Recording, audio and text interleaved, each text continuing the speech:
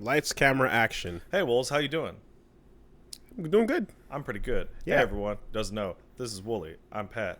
Today is going to be either a big podcast or fast podcast. Commence the bit. Or whichever. No bit. Commence the bit. No bit needed when you win. Okay. I was told to get prepared. I was told to be prepared for something unexpected. To be prepared for the murkiest scam. Okay, I'll meticulous planning. I'll just go through the tenacity spanning. I'll just go through the fastest Decades possible of version denial. of events. Okay, I did a stream.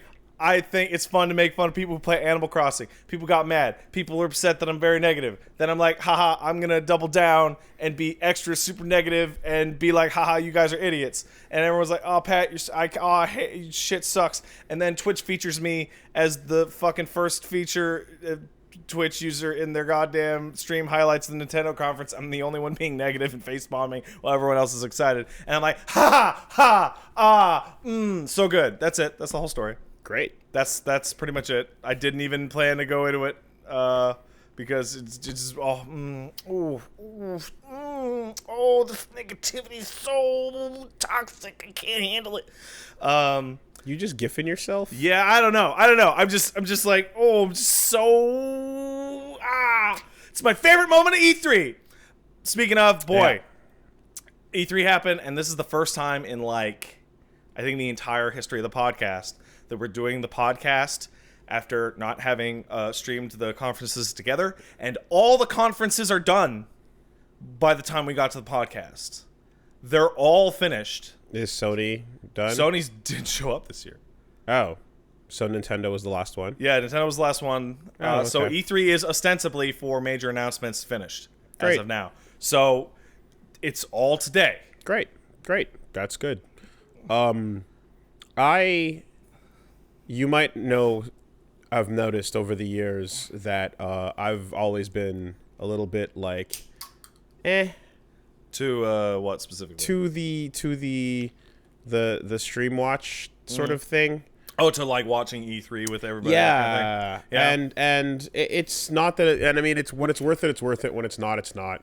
And I guess I kind of think of this, well, given the options, it's like I always weigh the pros and cons, and I'm like, I feel like given the options that I have, I feel personally the most satisfied just getting a nice list when things are done and just reading through a roundup and going, cool, trailer play, and that's that, right? There's definitely things where you're like, oh, you might miss the magic of Ikumi-san going mitene, and whatnot, and Keanu Reeves having his things, but you catch those too as well. So you can get it all in the roundup. The biggest thing for me that you miss out on is, I think the biggest bummer of any one of these kinds of events is that you go and you hit your feed or whatever, and it's like, check out this new trailer for thing you didn't know existed, but you've actually secretly wanted for 10 years. Yeah. And you're like, oh, I would have actually been way more... for example, think of the difference between the people who saw, hey, Devil May Cry 5 announced, check out this new trailer, between the difference between people seeing a Capcom logo and then the van and going, what? Yes. What? Right? That's the one thing you miss. So that's you get, exactly, right? And in this case, compounding on top of that is, if it's something that we're mega fans of, then you miss the opportunity to go to get that awesome reaction of that thing, because that's a once in a lifetime pop, right? Yeah. So I do understand those, but unfortunately those basically represent 7 to 8% of an entire weekend of events. E3 and it's the rest of that is all either things I wouldn't care about or things I'm kind of interested in, but ultimately wouldn't have an opinion on either way. You forgot there's a fourth one there. Yeah. There's the abject, disgusting lie section.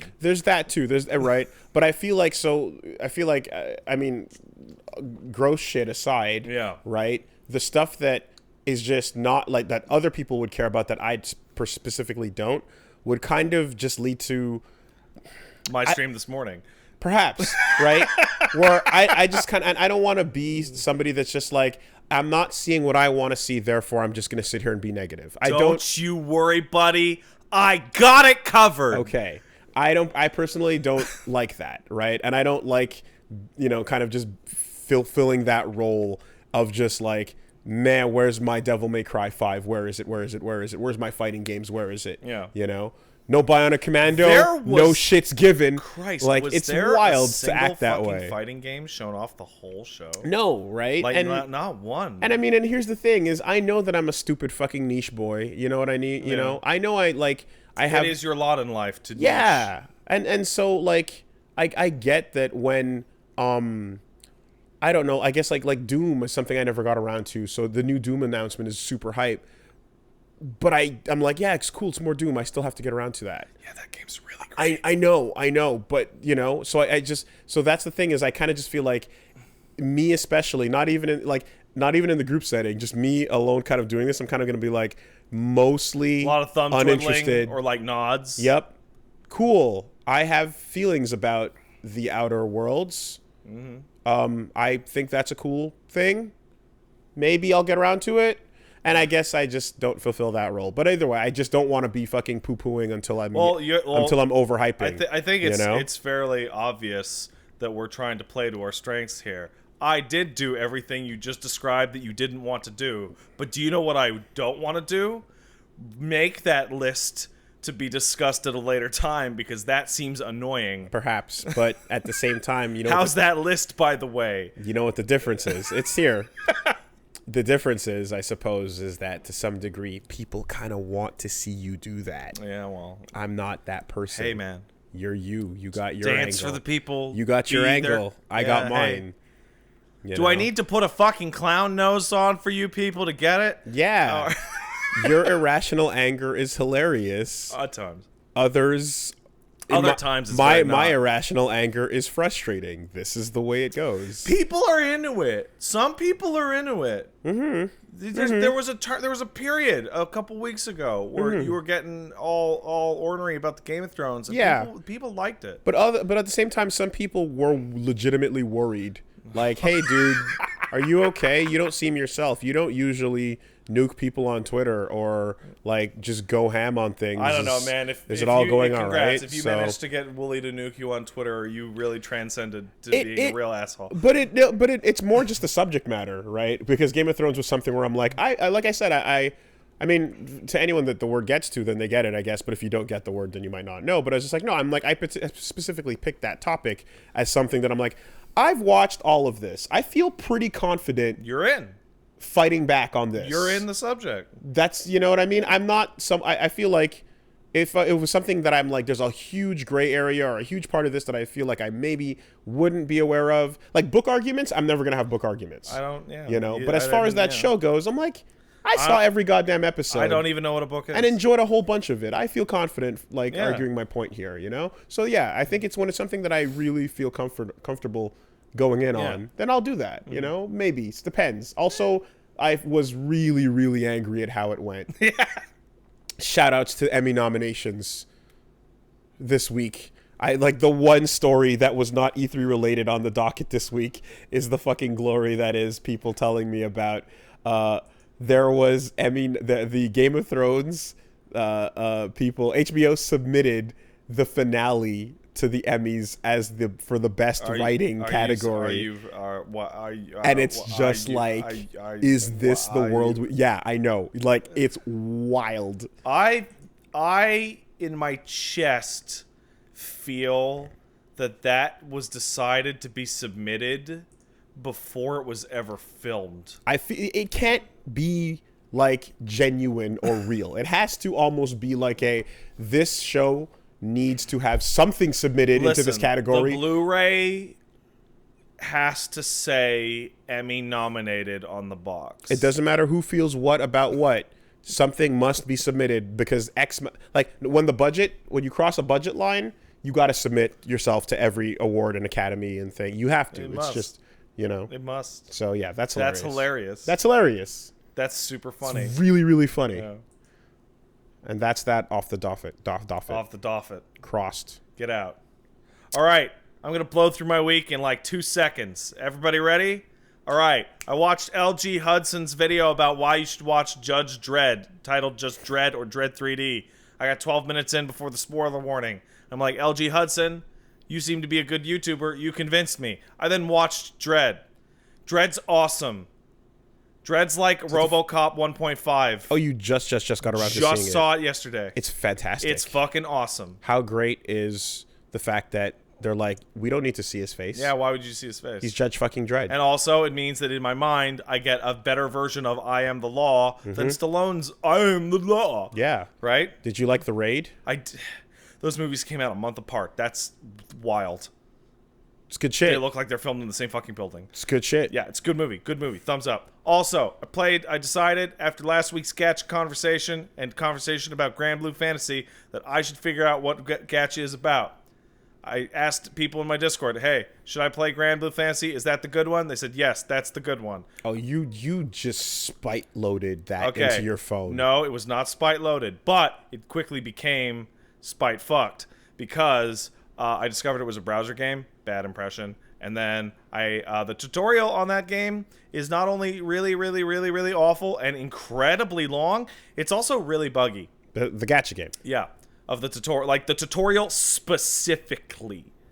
I ran into no bugs afterwards, but what I did run into is that because it is a Japanese server-based game, when you click on menus, there's like loading times in between every menu. I can hear fists being clenched in the apartment right now. Yeah, I know. But there are like significant like 1 to 2 second like black screen style loading screens between every type in the menu, and that more than anything, after the bad tutorial experience, just had me going, "Oh, Jesus!" But here's the thing: why would you get this game knowing that it's not a game as much as a like roll to win the cards and get the newest card thing? So popular. I want to get it. But you know that there's no chance that you would enjoy it because there's no actual video game there. Because there are people on my Twitter timeline that I think are smart. In never... fact, I know are smart, who are way into this.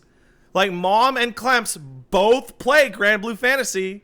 So I'm like, they seem like smart, knowledgeable people with good taste. Let's give it a shot. You've never been a Chivo whore. You've never been. I was actually at a small time. Not to the point where to the point that I never even. No, but I do like. You've never been a man of the night. No, but I do like MMOs and I do like collecting things. So I wanted to give it a shot. I just I get that Grand Blue specifically. There's an RPG there, but it is underneath a lot of layers of like I hate the art in the battles, but I like the art outside of it, and it's a whole fucking thing, and I came away very frustrated, and I get it even less now. Like, I understand even less. What I did gain is that prior to actually playing it, I thought gacha games were literally just getting cards. Aren't they just getting cards? I thought it was literally fill out your collection and buy a card pack and maybe your waifu will be in it. Well, then the cards fight against each other sometimes. Yes, but I didn't think that was the case. I thought gacha games were literally just open up a new pack of magic cards. Oh, that one's pretty. Open up a new pack of magic cards. Oh, that one's really pretty. I thought that was the entire game. No, well, it is, but then you just level up the cards and add things to them, and yeah. Well, Grand Blue has a weird RPG element. Yeah, I mean Dragon Ball does the same thing, yeah, and whatever. But I know a little more. I get it even less. It seems very tangled up in gambling. Right, seems but very gambling. But again, there's no game there that no, you there would have is. enjoyed. There actually is a game in there. Okay, well, it seems kind of basic, but maybe that's just because I was at the beginning. It was just a tutorial. But there is a video game in there. What if you walked around the world and then challenged other kids and then played the game with the cards first, like SNK Card Fighters Clash? What if there was an overworld? That'd be cool. Would that help? There's a pseudo overworld in Grand Blue, but it's like point based. It's okay. Like moved to. I don't know. I've never played it. I'm not going to take guesses. But my outside impression has been it is tough to ignore the impression that there are 3 parts to this, right? There are 3 parts to your gacha. There's whatever gameplay system you happen to have, and it seems to be 1/3 of the whole appeal is just that, and that apparently ranges from simple to somewhat complex.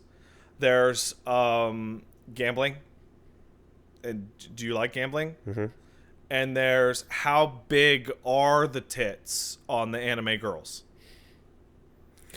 Okay, once you have your card collection, the things you can do with that collection consist of... They are essentially party members. Buying... Yeah, but you can level them up, and then you can fight other cards. Well, no, you do... in Grand Blues, you do story content. Okay. Okay. And individual characters unlock their individual story content. Gotcha, okay. It's less Pokemon, more MMO. All right, so how much time did you spend on this? About 5 hours. Cool. Got nowhere. Had incredibly miserable time. Yep. I feel like I wasted my whole night. Guess what? You spite loaded that game. That's a spite load. I did not spite load it. Maybe in retro. You had zero chance of actually enjoying it. I gave it an honest shot right up until it shit on me. You never would have walked away from that happy with what happened. I gave it a goddamn honest shot. You walked away happy that it was garbage. No, I didn't. I walked away miserable that I had wasted my night and was no closer to understanding. I almost don't believe you, but fine if you say so. Here's the thing, though. You can go. Do you think it would have back and fucking? Well, no, I was gonna say, would it have helped to have like had a handhold or a hip guider along the way while you did this? Oh, I spoke with the people in my Discord for like the entire period. I had like 30, 40 people hand holding me during that process. As someone who has his hips guided through many new genres, I'm like. Yeah, I'm used to that version of things where someone's right on the line with you, though I don't know what the Discord group version of that is compared to, say... It's very chaotic. Yeah. Yeah. Because I imagine are you talking about the Discord, like, voice chat? No.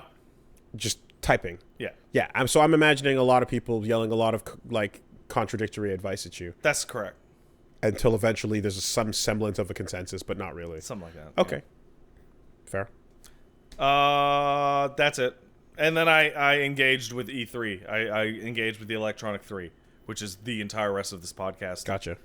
Well, I guess I did have an eventful week because the first part of the week consisted of entertaining one Handsome John, aka Eyepatch Wolf. He has been out and about.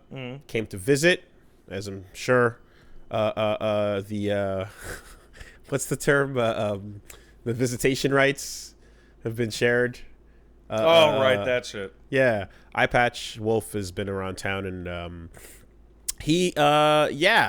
that boy. Tell me about Hunter x Hunter, Wooly. Well, you'll find out about Hunter x Hunter soon, because there is more to the ominous tweet that he tweeted, in which he came to my house and pressed the play button. So we pretty much there was discussions and words were had, and basically the only thing was to just figure out, okay, how do you want this to go down? The easy way or the hard way? And he chose the hard way. So we're gonna be putting out some form of content. All right. That will companion piece the journey through Hunter x Hunter that we went down. Did you spite load that? I won't call it a spite load, not necessarily, but I will say that if you were a fan of Gun to Your Head, you should enjoy what comes next. What does that even mean? You should enjoy the new content coming to Wooly Versus. Does it have a title that won't just instantly flag advertisers? Should I drop the title right now? Title right now. GON in 60 seconds. That's terrible. It's awful. I hate it. Gone in 60 seconds. I hate it. We're doing it. That's terrible. Coming soon to Wooly Versus. Boo. It happened. It happened. Multiple episodes have been recorded. Boo. All right. That's how I feel. So, stay tuned for that. Just gotta get a logo up and stuck on it, and then we're going in. And then we are going to so I released Wooly Will Figure It Out with him in it as well, talking about his project called Angel City. That was a fun time. A follow-up episode will be coming out soon as well, where we just kind of talk more general things and answer some questions and whatnot. So look forward to that coming out soon as well.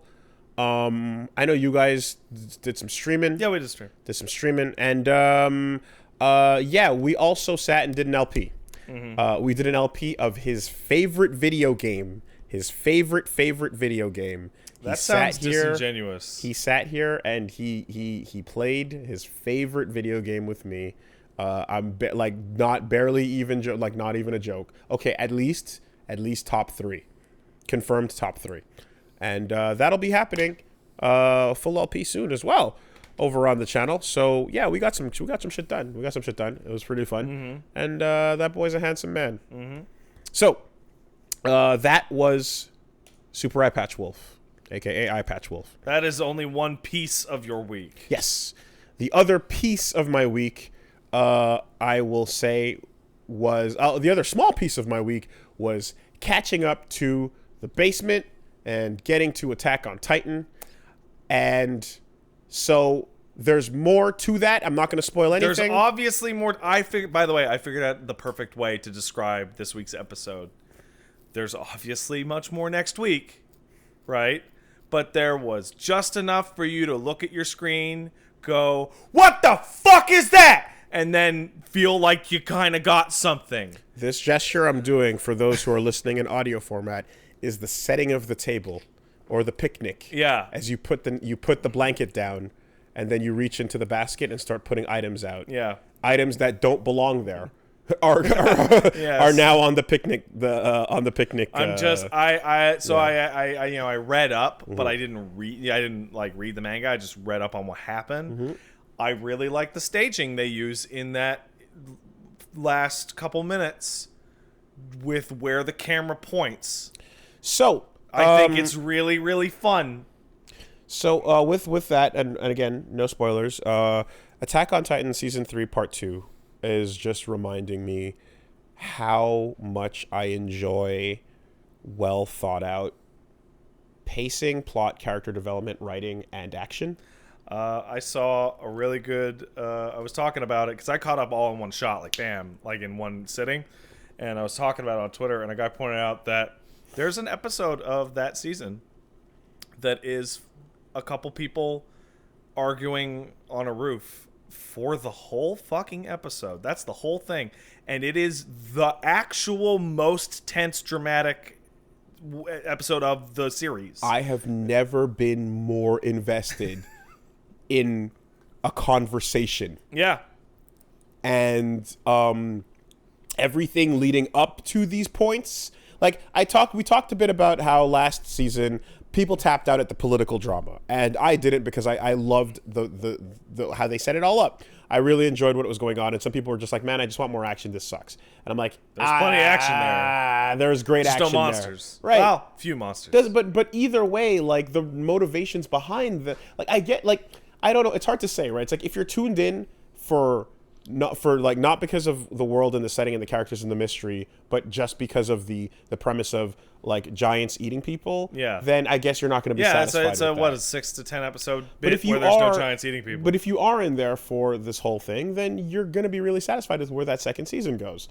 So with 3 now, I'm just reminded, after going through all that Game of Thrones shit and all that recent garbage, just I'm oh man.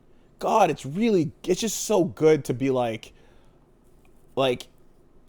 that's what I think this character should do and or would do and act in their they're acting consistently. Yeah. Right? For better and for worse, all the way around, right? And in some cases, it's we talk about how Peter Quill being a dumbass is the best thing in Guardians 2, yeah, and the worst thing in Infinity War Part 1. Despite being identical acts. Right? His explosive anger does the same. It's the same side of the coin, and it's all a matter of context and perspective. So you get to see that version of things happening with these characters in Attack on Titan. And I enjoyed it the whole way through. It was thoroughly great. And you just inject that money. You take that syringe out and you tap it, and you inject the money into the show and watch as static shots of characters' faces are now even more expensive because they put more lines. Yeah. They found a way to make the horrified, wide-eyed, 1,000-yard stare Yeah. look even more gruesome because the individual cracks underneath the bags of their eyes There's something really are being special. drawn. There's a shot in the 4th episode of the second part of the 3rd season Yeah. where it's getting really confusing, actually. Yeah. Where there's like a character who it's really wild because it's like, wow, there's like a whole science to how this money's getting used, because it's this long pan of a city and then a shot of a guy's unmoving face. Yes. And then a single still frame of the character looking to their right, and a slow pan of the scenery to their right. And we're talking like a minute, 2 minutes of like 4 pictures. Yeah. And you're like, oh, a bunch of money's gonna happen. Yeah. And then a ton of money happens. It really does. It really, really does. And the last thing I'll say about it is the magic of designing a good opening for your anime cannot be understated, because what we get to see here in part 2 of this is the boyfriend music is gone, and now we're back to what I would basically call Guren no Yamiya part 2. Feels like an amalgam of the first 3 themes. And I say specifically the first one. Yeah. Right? It feels like the sequel to the first opening of the show. And this season's intro is basically one moment. Yeah. It's one moment. It's one like 10-second piece out of for the whole show, for the whole intro. But you're just appreciating all of it together with dramatic camera angles, nice coloring, nice music, nice just direction, but it's basically a music video of a single moment that is the whole season. Yeah. And fuck, it's been great so far. Isn't it fun? So Attack on Titan continues to wow me, and God bless. So that's that. It's a fun, man. That's that. Now, I thought we were going to be free this week. No. But it's next week. No, next it's not week this we'll week. Be it's free. not this week. Yeah, you're not free. What do you mean it doesn't? You know?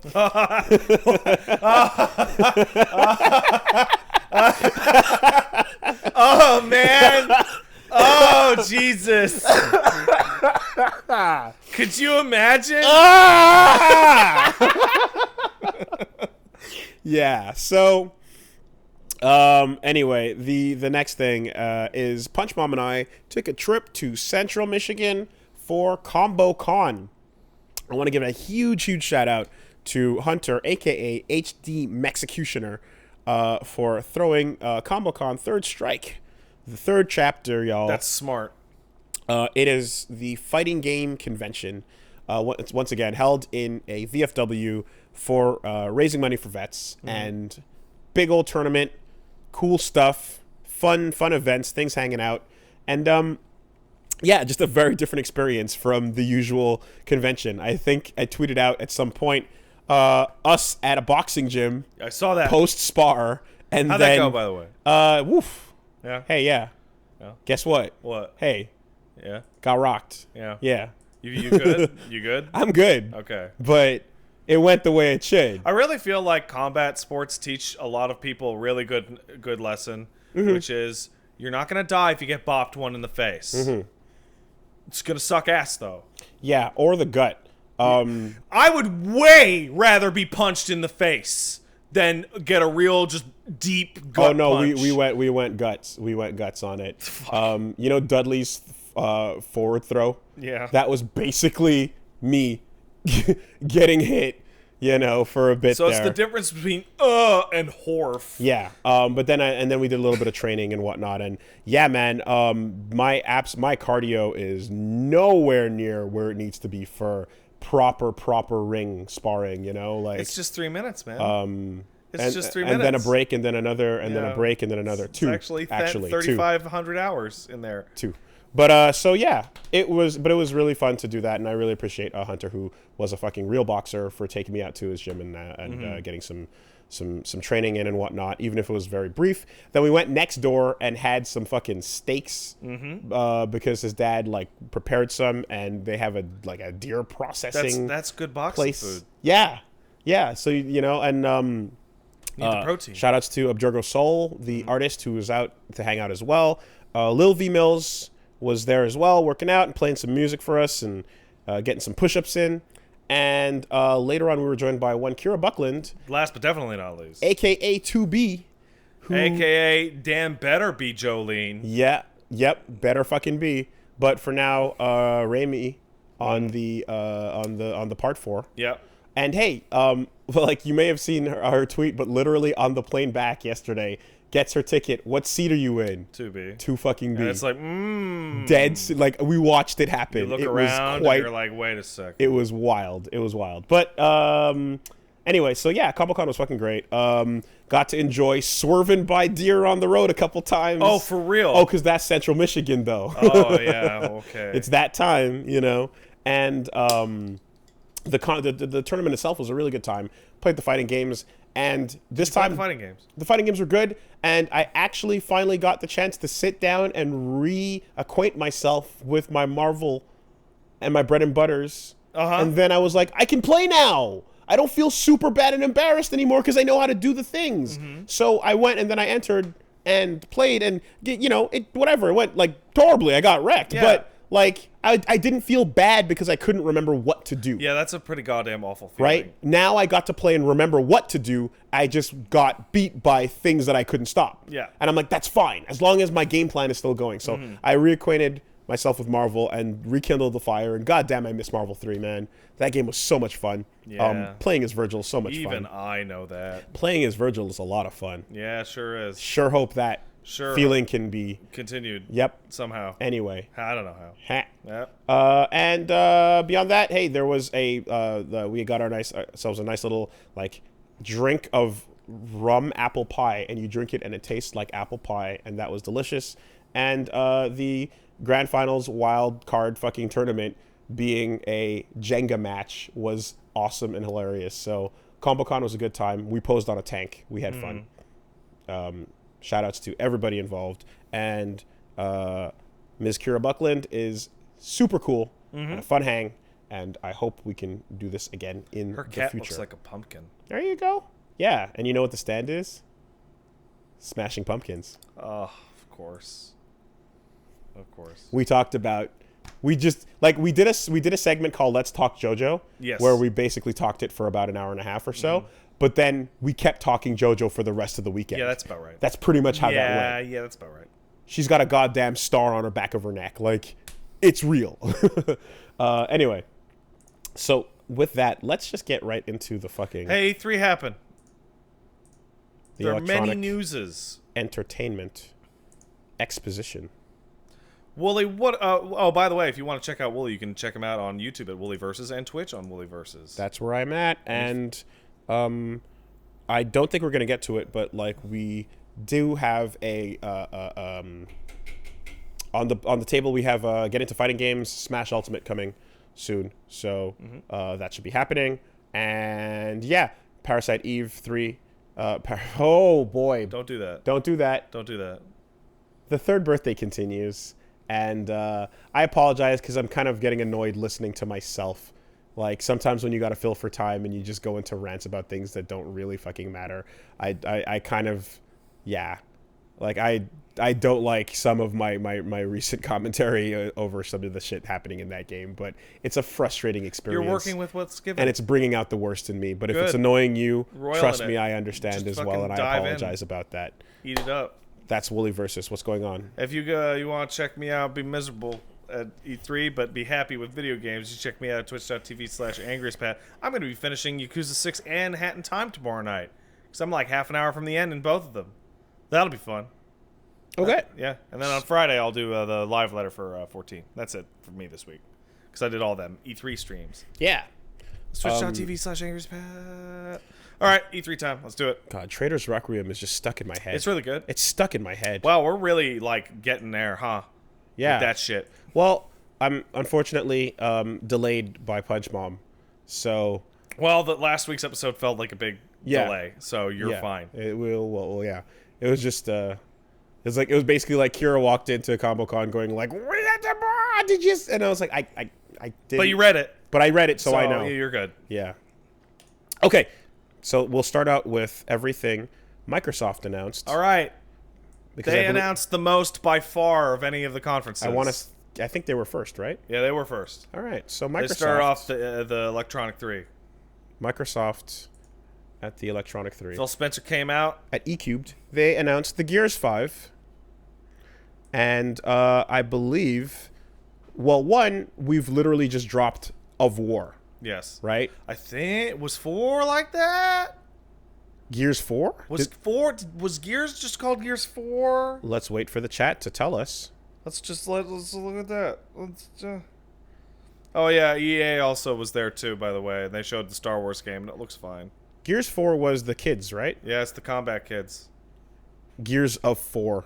Yeah, Gears 4. Anyway. Regardless, it's Gears 5 now. The combat kids continue. There's more Gears. This Gears 4 is pretty bad. So this game is like, a lot of people are like, I don't know. Mm-hmm. That's the general gist that I've taken away from this. But crossover tie-ins with Funko Pops. Well, I thought it was with the Terminator. Oh, that too. Hey, Wooly, guess what had crossovers with Terminator? Everything? Everything. So that... They're really pushing that movie. Well, that's what... So this is where, like, crossovers start to become a little bit naked. Yes. And show a little bit of what they actually are. Yes. And you don't want that, right? You want a crossover to be, this is a cool thing the game decided it should have for your excitement, as opposed to, this is a marketing push. So let me take a really blunt example. Let's just say we're big-ass Justin Bieber fans. We're Bieber crazy maniacs. And we're like, oh, wow. Hey, is Justin using, like, a new Nokia? Oh, man, he must really like that phone. But then you find out the only reason that music video got created was for that 2-second shot where he's using the new Nokia phone. Is he using it to challenge Tom Cruise to a UFC fight? He might. And then you're like, oh, I was fooled by brands. Begone, brand. Silence, brand. And those crab lasers. Yeah. And some of the brands are making their own crab laser memes in response. Certainly which are. is not allowed. That's not allowed. the way. That's not the intention. But this is absolutely like, hello, fellow kids. We are the Terminator. Yeah. When you start to see the crossover happening in multiple things at once, it's like, come on. It starts to be very, very transparent that somewhere someone is trying to push, and they're pushing the current movie thing, and the current movie thing is going to tie in at some point. Because if you start getting, here's the thing. Here's the thing. It's so, like, I think they showed off, like, it's gonna be like, oh, T2 Arnie, right? And then, like, T100, yeah, and the other thing. But when you start seeing, like, content from the upcoming movie, it like, starts to get even more naked, because like, we haven't seen that yet. We don't know if it sucks. Why would you do that? So anyway, but it's not always the case, because yeah, when 2B and The Witcher show up in Soul Calibur, you're like, well, they could have picked anybody, right? Those games are already out. I feel like fighting games are different, because fighting games pick, like, fucking crazy crowd favorite picks no matter what. That's not true. Oh, Yoda. Yeah, you're right, Yoda. Fucking. You're right, Yoda. Cole McGrath. I forgot that character exists. Well, that was cross Tekken though. That's not fair. But like that you know, Cole McGrath shows up to the fighting game because we got things to sell. You know, it's sometimes it's a little more naked than others. Yeah. Right. But anyway. That's the Gears 4, and that's what's going on. And then you know what? I want to say that, like... It's Gears 5. Excuse me. And I want to say that, like, there might be other blatant examples that we could spend some time thinking about, where it's like, which guest character in a thing was, like, overtly just there to market their thing, and not there because it was an interesting everybody in PlayStation All-Star Battle Royale. Like, almost every single character. Raiden? Revengeance had like just what come was out. the time difference on that? Remember, DMC Devil May Cry and Revengeance came out on the same fucking day. Yeah. Negan. No, they didn't. Negan's gonna be a sore thumb for a while. Oh yeah. No matter how funny he is to use. Yeah. Can't wait for fucking Jon Snow in your local fighting game. Yeah. I mean, honestly, God bless the fact that like Bamco makes Tekken so good. Yeah. That in the end you're going to have a fun character no matter what. Yeah. But I mean, all of those guests in Tekken is supposed to be that for cross SF Tekken, but yeah, I understood what you tried to say there. You know what I'm saying. All of the guests that are in Tekken have been given the utmost respect more than any other franchise. It's fantastic. But yeah, Jon Snow for Soul Calibur, I'll take it. Yeah, sure. I don't want it. I don't want to win, but I'll take it. Oh, that's a bummer. Speaking of which. This is a bummer because usually I'm not the type of guy to be like, I'm so pissed off this got leaked. But when Elden Ring showed up, the way the slow name bleeded in. Not even that. It's Elden Ring like had a CG trailer, and we got the name and we got some visual details about from the CG trailer, and that's it. No, I disagree with you. Here's why. I never expected a Miyazaki game to come in with some gameplay like hard right off the bat, right? I was expecting this to be a logo and a zoomed in weird thing. Shadows die twice. So you got even like the fact that we even saw characters and art design was more than I expected. So what is actually shocking to me is that when they pan to like guys in armor, I'm like, oh, that's Dark Souls. That's just Dark Souls. It's a weird Dark Souls, but it's Dark Souls. It's very, very yeah. There's a helmet that looks like what's his Dark Souls man. There's a goddamn. People are putting robot arms on. I forgot the character's name. But yeah, that's fine. Anyway, and then there's moments of just like clear visual like Souls boss type things happening, right? Someone gets stabbed with a spear. Yeah, and there's like the person, maiden with a hidden face. There's a fucking there's a guy with a big old meat cleaver, just like usual. The goddamn king, forgotten king, nameless king. But it's red now. Hair mane. His hair's red now. Yeah, there's an Ornstein looking spear motherfucker stabbing a giant thing. You're looking at what might just be Miyazaki's unwilling return to Souls because George R.R. Martin stepped in. It kind of. He's like, I'm done with this, and George is like, nah, man. And he's like, remember when Gact kept asking for new video games?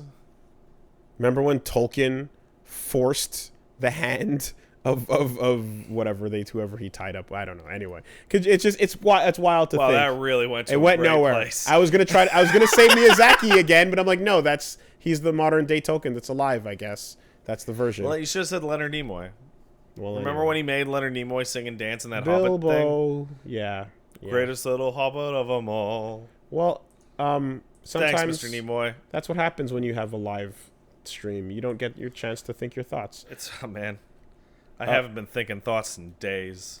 The Elden Ring is a great name. It's a name that sounds like a Tolkien fanboy would give their franchise. So what I'm going to look up right now is the word Elden and see if it's an existing word. And FromSoft went to him. I believe that. I definitely believe that. But it did definitely sound like, Miyazaki was like, yeah, we're done with the Souls thing, right? And then they're like, well, not if okay, a big enough name gets involved. So the etymology is from eld, the Middle English Elden. Mm-hmm. It means to age or grow older. Mm-hmm. So it's the old ring. Yes. Okay. Oh, is that it? Yeah, that's a word. Yeah, it's a word. I didn't know it was a word. Okay, yeah, that's a word. It's kind of like elder. Yeah. Except it's elder. This looks like a fucking synonym for Dark Soul. Like or the One Ring. Yeah, like quite frankly. Yeah. I get that more than anything. But whatever the case may be, I'm happy that we got to see some visuals of characters actually doing things, because I really thought it was just going to be a fucking logo. That Sekiro thing really did make us all nervous that we were going to get like next to nothing. Yes, it did. Because if you think about Beast Souls, right? That was awesome. It was. And you got a setting, and you got this, and you got that, and you're like, oh my god, we're going full on Victorian and da-da-da. Yay, you know. Blood and shit. But now we're back to the knights. But I was just I really thought it was just going to be a name. So I'm like, but cool. they're going to be weird knights with arms. Or maybe the camera will be further away. People are the suspicion that came with the leak is that it is more open world than the other games. There's like a vaster kind of game. Okay, so it's same game, but the environment is the difference. Sure. Should have been called A Song of Souls, though. Yeah, that's too... No, it's a new property. That's probably actually too on the nose. It's a new property. It's literally... I bet there's like 10 lawyers out there right now who are going... at hearing that. The problem with George in getting involved with a new property is that he's definitely going to want tomes of backstory. Yeah. To get to the current time. Great developer to team up with, then. Because he's got plenty of little paragraphs that he has to write. And how much time does he have? Do you remember when Valve wanted to make a TV show for Adult Swim based on TF2? No. And, yeah, they did. And then they were over a year late with their pitch. Was it Adult Swim or was it Netflix? Regardless, the TV studio told them to go fuck themselves. Because they were over a year late providing their pitch. I didn't know they wanted to do that. I think that's probably for the best because their little animated shorts are probably the best way to present the TF2 world. But I think about this, and it's like, From Software's the kind of studio where, George, if you don't write this, Hidetaka-san is going to go write it, and then Jimmy's going to translate it, and it's going to ship. Yeah. So fucking write it. Written by George is going to eventually turn into, like, overseen by George. You know, and slowly that word will change. Yeah. To, like, George sat there. So, he has a fucking book to write. That's true. He has until that New Zealand convention. Yeah. It's going to say written by Grimm, and then in the credits there'll be a little asterisk, and it'll say written by great, really, really Miyazaki. Or like, based on the idea over a couple of beers one time with Grimm. Based on napkins taken out of Grimm's trash. There you go. Specifically from the trash. Yeah, not ones that he wrote stuff on and then gave out. Ones they poached from the trash and interpreted the chicken scratches. Release date yet to be confirmed, but hey, guess those assumptions about the tie-in with the Xbox branded Xboxes. Luckily enough, were on Game assumptions. of Thrones were just bullshit. So it's coming to the PC, the Xbox, and the PS4. It's important when you make guesses about what things are to go back and point out when they were wrong. That's correct. Unless you forget what the fuck you guessed. Because just moving forward into the future, no one's going to correct you. Yeah, no one will ever come back at you. Dragon Ball Kakarot. I don't know, man. Like the visually it looked gorgeous, but it was actually I don't know. It's unclear as to what how it works. I liked the fact that at some point in the demo, when he's flying around the world, he goes and he talks to fucking Zombie 8er or whatever, the Android 8. Yeah. 18. You know what I mean? It was like okay, so you're bringing in old Toriyama characters, and that's pretty cool.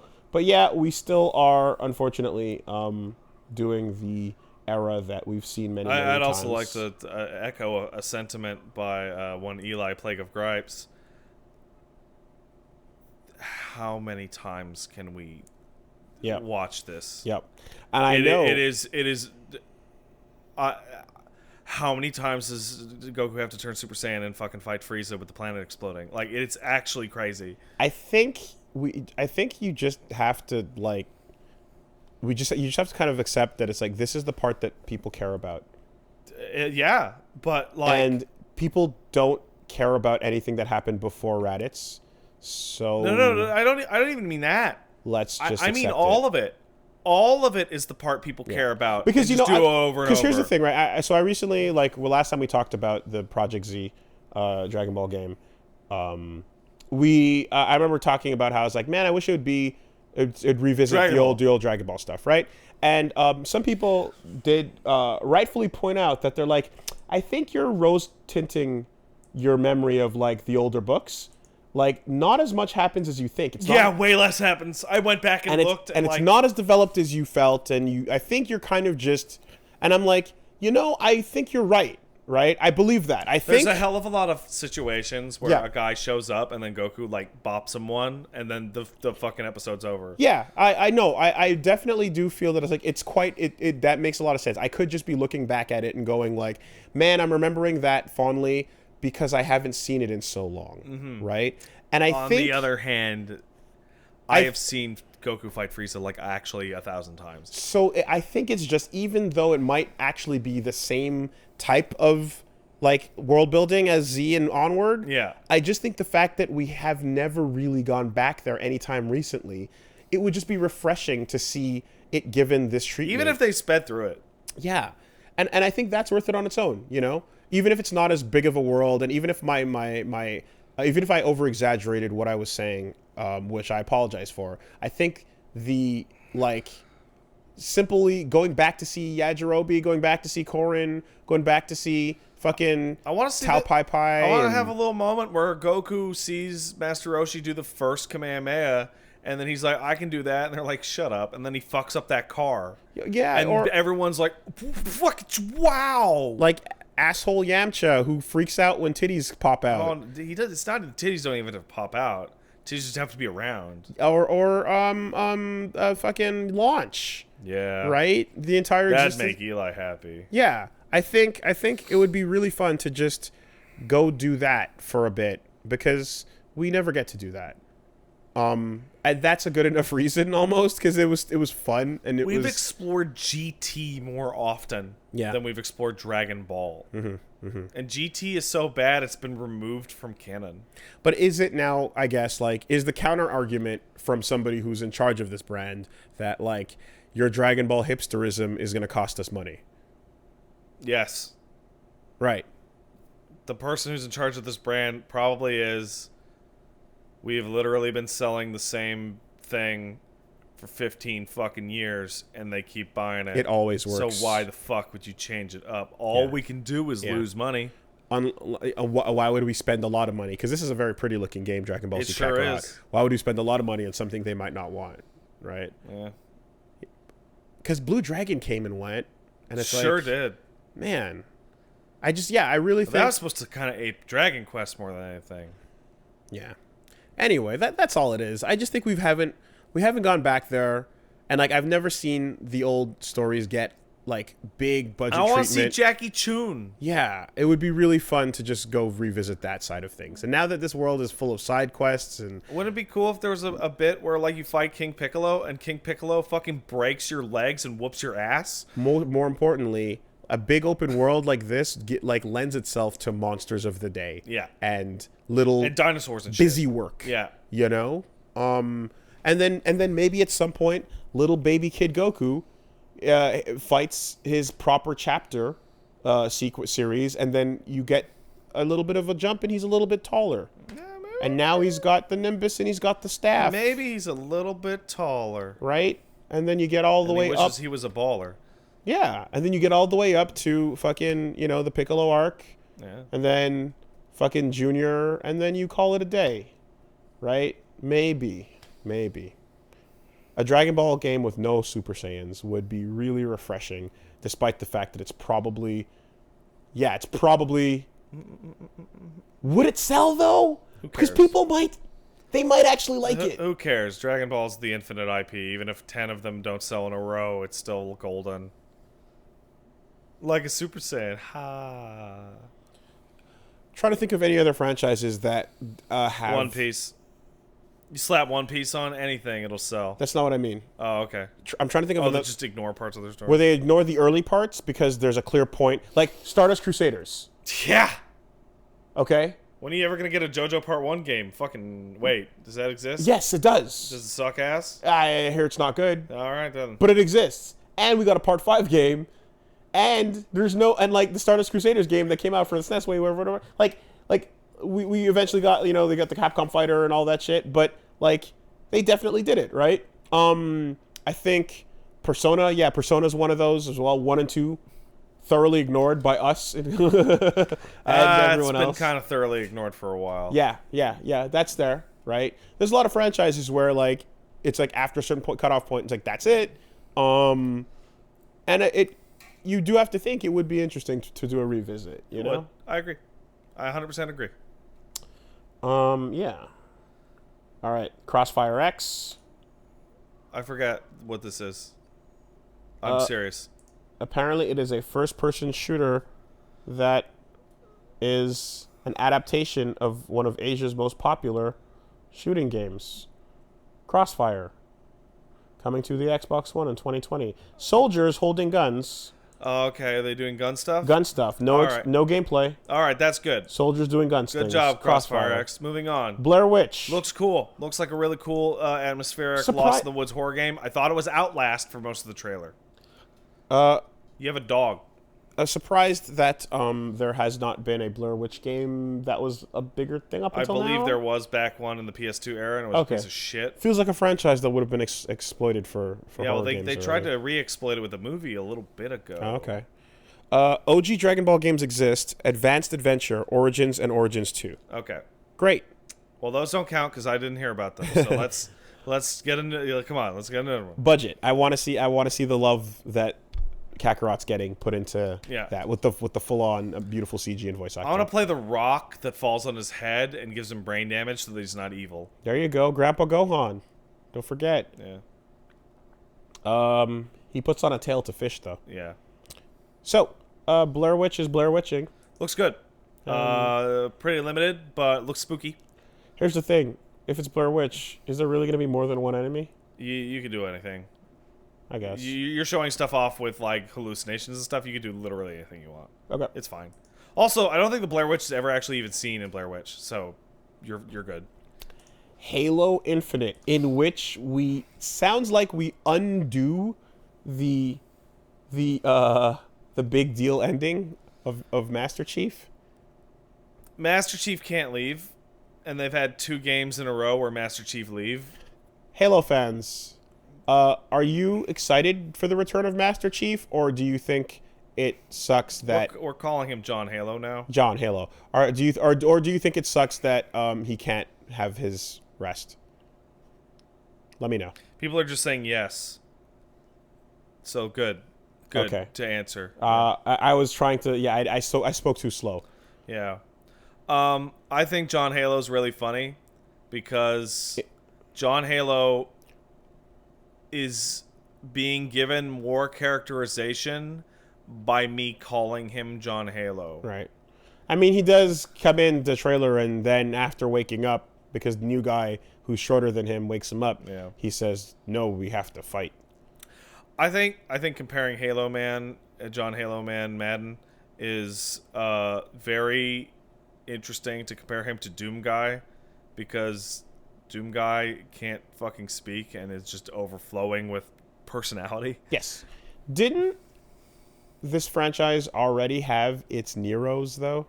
In the form of totally. The ODSTs and the Reach people? Yeah, no, it had it in Halo 4 where there were new Spartans. Yeah. But they're not Master Chefs. Right, so they're not going to be able to cook up some Arby's. So they tried, but it didn't stick? Is that kind of what we got? Every single game that I can think of had another guy that hung out with Master Chef, John Halo, and was really cool. He was the really cool guy as well. And every game they're like, but Master Chef, though, you got to cook up the Covenant. Okay, so if they ended up like just putting the camera There's on... no Nero situation here. If they ever put the camera on one of those other guys or whoever Spartans, it would have just been uninteresting to people. I think people really love their John Halos. Okay. And that's weird to me because he's like a non-entity.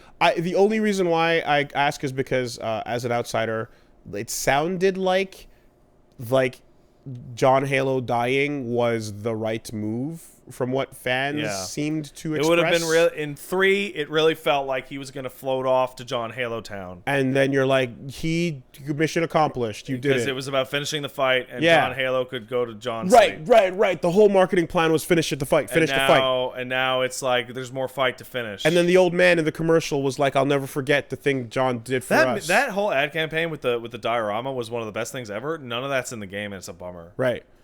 But that's it, right? Like, the whole thing was basically like, God damn it, Master Chief was so cool. I'm an old man now thanks to him. Yeah. And his sacrifice, because he died, Yeah. and I got old after he died, Yeah. means that was the last important thing he ever did, right? They just thought he died because he floated off into space and he was fine. It was the last important thing he ever did But then he came back. because then he did the last thing that he died. No, don't worry about it. And then I got old. Don't worry So in about between it. him dying and me getting Hey, old, listen. nothing else happened, right? Listen. He stayed dead the whole time, right? Listen, Madden still comes out every year. He didn't die. He went into cryosleep. Is that what it was? Oh. Yeah, but people on Earth didn't know that. They thought he died. Oh, okay. Gotcha. But if people who are old in the future thought Master Chief died because he went to cryosleep and thus never came back to Earth, it's kind of weird that he comes back to Earth. Okay. Yeah. Okay, because I mean, I imagine if they like actually showed him like getting impaled, No, they're not. He getting can't- shot up no, or something. John Madden can't get killed by a single Halo. Right. Okay. It would be too final to show that happening. Yeah. Gotcha. He's too tough. There needs to be plausible deniability Yeah. in your hero death. Yeah. Yeah. Well, this is why you do that, though. Is that why people in Kerbal Space Program say John Madden all the time in voice chat? Because he's the Halo man? I don't know. Okay, that's weird. So by that you There are mean Halo fans just like tearing their hair out for real listening to this. so Master Chief is like, wow, that guy missed the double coverage. I can't believe they threw the football into the Halo. That's a 10-point Now that QB fell back in the pocket, and he thought he had a play, but then he got sacked. And that's why we call it a football. This is Pat Summerall. That was a good analysis, John. It's the only thing I know about football is that John Madden's a fucking terrible commentator. He's a commentator The for people ball like gets me. passed to Deion Sanders, number 21. Oh yeah, you guys are right. And tough acting to Acton. You're right. I do Yeah. remember that about John Madden. I'm afraid of planes, so I'm gonna drive a bus all around America. Anyway, So yeah, Halo Infinite. check out my turkey. It's got 8 legs. I don't like that. You put extra. I don't like what you just said. They put extra legs on the turkey, Fuck that. and they give a leg to everyone who John invites That's after the game who that's deserves fucking it. nightmare Yeah, shit. I don't like that at was all. that was a big yeah. You're getting the turkey. That's fucking awful. Wow, that guy didn't see that coming. Okay, we're spending too much time on these. Halo Infinite, Minecraft Dungeons, Tales of Arise, Tales of Arise looks like a pretty good JRPG. It looks very fancy. Tales of a Real Word. I appreciate Yeah. Tales of a Real Word. Hopefully, this is a good Tales and not a bad Tales. There seems How to be. do we know? So I'm personally really unfamiliar with Tales. I only played Tales of Destiny back in the day, and I tried Vesperia. I didn't care for it. But I'm well aware that people who are big fans of the Tales series say that there's basically good ones and bad ones. Yes. And it's like a coin flip. Sometimes they render in 3D CG Western, and other times they render in 2D anime. Like, So people are saying that the guy who ruined it are gone. okay. Oh, wait, the guy who ruined it are gone. That's Okay. what I meant to say. So yeah, I heard that literally in certain cases there was games where they couldn't choose between 2D Purity and 3D Pig Disgusting. Yeah. So they literally just rendered both. You got to get that 3D pick disgusting. And there's 2 versions of the game you need can that buy. sweaty slop. Yeah. And then you can watch your waifu in her horrible 3D form be all like realistic and shit. I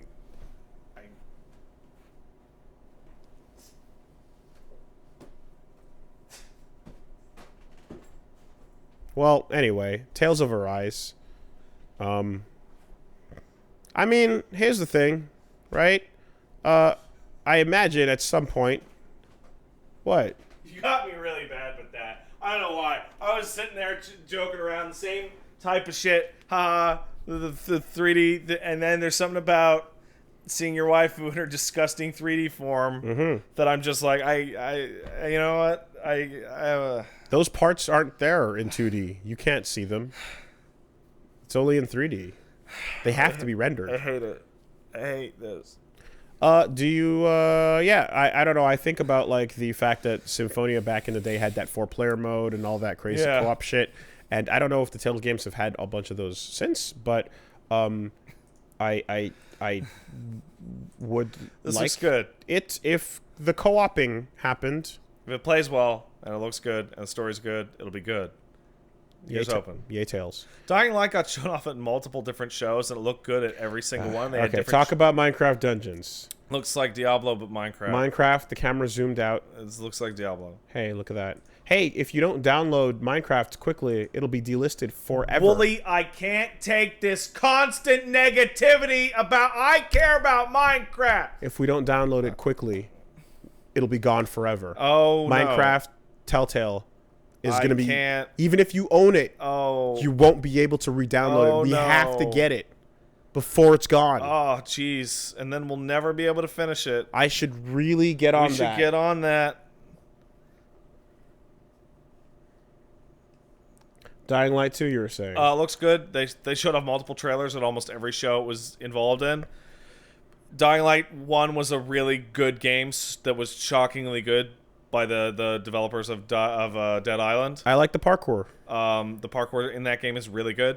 Parkour in this game looks like it'll be better. It's a more interesting setting. It's got Chris Avellone writing it. Are we watching? Did I just see people like having fun in a zombie setting? Yeah, the whole world's kind of screwed up. Wow. It appears. So people got to have fun somehow. I guess they do, huh? Looks good. Dying Light 2 looks really good. It's not new, and we didn't really see anything new, but yeah, it's still coming. It still looks really good. I like that they're showing off a whole lot of the parkour. Yeah. Because that's the thing. It's a big part of that thing. Yeah. So there's that. And there's also Zambambos. And that's, yeah. Are there other types, or are they all just walkers? No, there's different types. Are there parkour zombos? Yeah. Oh, there's the ones that run with you. There's a distinction between all your classic zombie types. There's your walker, I'm a zombo.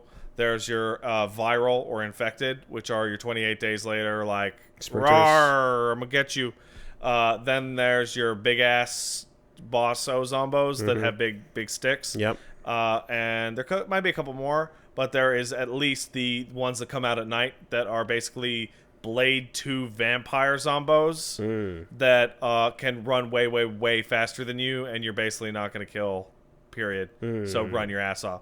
They do a really good thing in the first game where when you run away from those things, they, in a straight line, they will always, they're running at like 150% your movement speed, like something really a lot higher, but they don't climb as well as you do, and they don't jump as well as you do. So the only way to get away from them is to just constantly be hopping buildings and climbing over stuff. Gotcha. Right, forcing the mechanic. Yeah. Smart. Then, of the two people that deserve to be protected... There are three. There's a third one. We'll get there. There's a third one. I promise. Okay. Well, the first one was goddamn John Wick himself. Keanu Reeves was there. Mr. Real Life JoJo. Well, first comes the actual Cyberpunk All right, trailer Cyberpunk looks amazing. by CD Projekt Red. Am I an asshole for like kind of smirking? It's CD Projekt Red. No, it's not. Pat, we heard it. It is officially CD Projekt Red. Okay. There is no other way to pronounce it. All right. So this trailer shows off that same Rick Ross looking motherfucker. This looks like the very beginning of the game. From the last trailers we saw. All CG again, no gameplay, but... Maybe? I don't know. You know, it was all CG. It was all CG. Fuck off. But, yeah, we got to see more of this guy and his fucking low-level crime bullshit. And I liked it. Yeah. And I liked all the robot. And main character this time is, you know, different look from the last version we saw. But either way, fucking little scum rat doing his little shit crimes. Yeah. And then loses his shit buddy in the car. I think this is the very beginning of the game. I think this is like the intro because it's pretty much identical to New Vegas. You do a job, the job goes bad, you get massively fucked up, cool guy pulls you out of the dumpster. Time to get revenge. For a second in the car, the way he was acting, the main character, I was like, Jesse fucking Pinkman? Yeah, a little bit. Right? Like, you expect him to lean out the window and go, cyborgs, bitch! Bitch! Yeah. But anyway, so he gets the job done, but at what cost? And then he gets fucking it turned on him, and then tossed in the fucking dumpster. But then, hey, oh my God, Keanu Reeves goddamn still Cyber looks good in Reeves. 2077. So there's two ways you can go about it. The way they are going to do it, and the way they should do it. The way they're going to do it is Keanu Reeves is going to be cool Slate Man, or whatever his name will be, right? The way they he said he's got a city to burn. The way they should do it is goes, hey man, I'm Keanu. Nice to meet you. Yeah. And then your character's like, wow, you look great. Yeah. You look the same you did like 60 years ago. And he's like, yeah, well, you know. And then on the stage show, fucking fog machines, lights, camera action, out walks Keanu Reeves to talk about his cyborg thieves. Yeah. So Norman Reedus and his fetus, funky fetus. This is we got my the new one. favorite E3 shill of all time. This is a very fun one. Because Keanu clearly does not understand why he's doesn't know here. what he's saying. He doesn't know why he's here. He's like, this is not... He knows that his agent got him a deal to be in a big fucking video game. I read lines. I play roles. This is what I do. But at the same time, he's totally having fun with it, and he's glad to be... He's genuinely happy to be there. And he's happy that other people are happy. If I was on stage and somebody called me breathtaking, I would be happy to be there too. And he's just like, hey guys, and he reads the line, and you're like, you don't know what you're saying. And he's like, but check out this cool shit. He literally says, come on guys, I have to get through this. Like, what are you gonna fucking... But it's super real. It's and very it's real. very genuine in its fakeness. Yes, and we also know the moment he walked out on stage already, or we already knew he has a soul, because he's the same guy on the fucking metros giving up his seat to women and old women and helping out people and just sitting in the park and feeding the pigeons like a real alpha. He's great. He's great. So, yeah, Keanu Cyberpunk. That's good shit. Yep. Guess what? I remain excited for Cyberpunk 2077. Or as he says, this makes Cyberpunk. Yeah, he's good like, shit. Yeah, he was so overwhelmed and confused by the entirety of this show. But he did a good job. And then they panned down to a really weird pit that had Xavier Woods in it, playing Gears of War later. That was weird. There you go. You remember that part? I missed it. Yeah, it was fucking goofy. Well, they kept Xavier Woods and AJ Styles and a third wrestler whose name I can't remember in a pit underneath the stage to play Gears of War. No, it was not. Okay. Well, yeah, man, that was great, and we now have a date. It is March 16th. April 16th. April 16th, week 2020. Before my birthday. 2020. Yep. 1 year. T-minus. Did you know that March, April's gonna be fucking banging next year? No delays. That one's not gonna get delayed. The other one, probably gonna get delayed. How likely you think it's gonna get delayed? This? Nah. What's their track record? Terrible. Yeah. So. Like, one of the worst. Who's lighting the fire behind them, forcing them to put it out? The same guy who fired somebody for arguing with him over the original Witcher 3 controls being bad. Okay, but ultimately, it's still it's them. It's them. Yeah. They're their own whip cracker. Yeah. You know. Anyway. Yeah. Yeah, you super got me, by the way. I forgot. Yeah, their track record is awful. Here's the other thing, though. If the other one gets pushed, yeah, like actual fires. I'm planning like home economics around March and April of next year, and if that shit gets pushed, I'm gonna be in trouble. Actual fires will be set. You know. But we'll get there. Project Scarlet, we talked about it. What we got? Hey, Nothing much, but it's a new console. It's really it's a revolutionary technology. Xbox One Saturn. Yeah, and they're basically doing remote play over Wi-Fi. Like Xbox One S, all digital, deluxe, extreme revision. Yeah, whatever. It's they announced it. Yeah, it's coming. They're gonna show the box and all that crap next year, I'm sure. It's got 8K, 120 FPS. Who cares? There was a really weird quote in there where one person said, we're seeing frame rates that no one's ever seen before. And then the next person is like, we're getting games up to 120 FPS. And I'm like, did you really edit those two clips right next to each other? Because it makes you sound really stupid. There are people listening to this podcast at home live, watching it on 144 hertz monitors. What's the limit of the human eye again? It gets confusing. 60's a nice, safe number. I'm not going to say you can't see anything over, but 60's nice and clean. You start to run into perceptual deficits for individual people, I think, around like 65 to 70. Do you have any thoughts about Phantasy Star Online 2? I do. It's fucking awesome that it's coming out. I can't believe it's coming out for the Xbox only, it seems.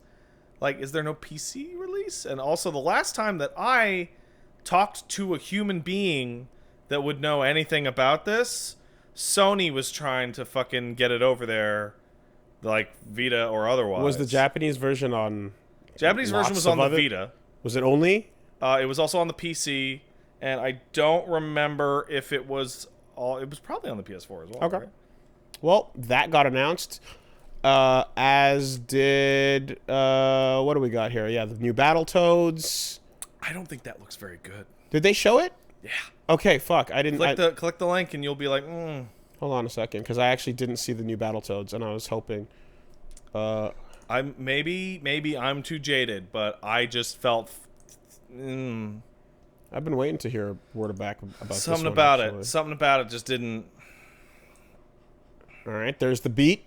Oh, there's the logo. While we were doing this, I should mention something about Phantasy Star Online 2. They're back. Which is really fucked up, actually. It's not coming out in Europe. There's Rash. Did you hear what I just said? Yeah, it's not coming out in Europe. It's coming out in English, but not for anyone in Europe. This is cool. I like this. This is fine. I don't like the art style. You don't like the art style? I think that it's very Cartoon Network. Yeah, I guess. Yeah, that's fine. 3-player couch co-op. Yeah. Don't want to invent a new Toad because there's the 3 classic guys. Give me a dev name. I don't know who made it. I didn't recognize the dev. Porkshank. Let's see if we can find... Yeah, I like this Battletoads look. This is fine. This is great. I mean, I was either expecting... Or I was hoping for either something like this or Sonic Mania. Okay. Rare and Dula Studios? Hold on a second. That's probably the real devs. D-La-La Studios. They're probably new. Okay. I'm totally okay with those visuals. I guess it just remains to be seen how the gameplay stacks up as far as a beat 'em up goes. Yeah. So now we got Streets of Rage 4 happening. I feel like we're in the point where everything is happening. Everything that's old is new again. Yeah. But with movies, it makes you want to like eat poison. Here, it's like, oh hey, new games can often be fun. Yeah. This is some of the most like. I've done that thing where you see a new version of something that you are of an old character design, yeah, and you're like thinking about the changes. Yeah, like I've done that more recently. There's been a lot of that going on the past couple days. I've done that more recently than I've ever have in my life, I think. So that's there. Yeah, they talked about the Outer Worlds, Bleeding Edge. I like the Outer Worlds box. The box for the Outer Worlds looks great. Outer Worlds is coming out of the Xbox. Fairly unshocking. Looks good. I feel like that box reminds me of a Choose Your Own Adventure book cover, and that was cool. So I had a weird moment when the Cyberpunk box got revealed. Yeah. Where a friend of mine was like, "Oh my god, that box is awful," and started the very typical complaints. It's got a dude looking down to the side Yeah. with a gun. Yeah. And I'm like, I don't even know what boxes are anymore, man. I haven't looked at a game box. Yeah. That like The Cyberpunk box, I really wish. Yeah, I wish they were like. I like the color. the color's great. I like the color. I like the logo. But dude, man, gun Looking pretty head typical. down, eyes up. So it's like you tried to. You're still doing a little bit of boring on top of your. Go back and your check fun. out the box art for Witcher 3, and Yeah. it's one of the worst. Yeah, it's a combination of the boring safe with the fun, Yeah. like strong style, and I kind of wish they leaned a bit more into it, even though they have to Yeah, they have to. to some You point gotta. show your big soldier man. Yeah. Even though he's kind of a rat Who cares? He'll be as much of a rat as you desire. as you want him to be. Yeah, that's true. You a Marketing. noble rat. You a scummy rat. Would it be like Jonovic marketing or whatever, over at CD Projekt? Is the one in charge, or whatever the proper name? What's? Dimitrios marketing? Oh man, You know? I don't know any Polish first names off the top of my head. I just picked a Greek one, so that was how off I was. Anyway, Isn't Greece in Poland? I'm making a head gesture. Isn't Poland like circling Greece? Same country, Yeah. same history, Right? Yeah, Yeah. that's the map. I just looked down to the chat and saw like 10 people in a row just all caps shut up. That makes me that's my favorite feeling in the world. Oh, you got me, guys. You got me. So You got me. We saw the first gameplay trailer of Psychonauts 2. Looks just like Psychonauts 1. It looks visually fantastic. And Well, it looks better than thematically- Psychonauts 1, Like but thematically, visually fantastic, thematically interesting, totally inventive, and then they show Raz jumping around for like 2 seconds, and you're like, oh right, that's why I don't really like Psychonauts, because I don't enjoy running around and moving in Psychonauts. So I guess they're totally nailing it for people who care about that series. I imagine that the more obfuscated parts of the game would be simplified going forward, because yeah, it's still a Double Fine game at the end of the day. Yeah, which is now owned by Microsoft. Yeah. Exclusive, huh? I don't think it's exclusive actually because it was a Fig game, but or maybe it's definitely not exclusive to just the Xbox. The PC's getting it as well. Are you allowed to do that? To crowdfund a thing and then buy it and make it exclusive later? I don't know. We'll have some more to talk about that. And you know what? Why not? Where would we even put it other than right here? Where? I don't know. Right. Hey, Shenmue developers, go fuck your own asses with this refund shit. This is outrageous. This is a new world of like, what are you held to when the money comes in, and then if a back deal happens? So I wanna talk about this. A little while ago on my stream, I made a point that I'm not a legal scholar, but what I do know is that the TOS that you sign when you load up your copy of Adobe, or you load up your copy of Paint, or your video game is not legally binding in court. You can't just sign away consumer rights with a button that needs to be pressed when you buy it. However, and let's back up, Shenmue, the video game that was kickstarted and even sent out backer reward forms asking you if you wanted it on Steam or a console of your choice, has now been money-hatted to be an Epic Store exclusive. And the big deal is that they are no longer offering refunds for people going, hey, I totally wanted to buy this on Steam.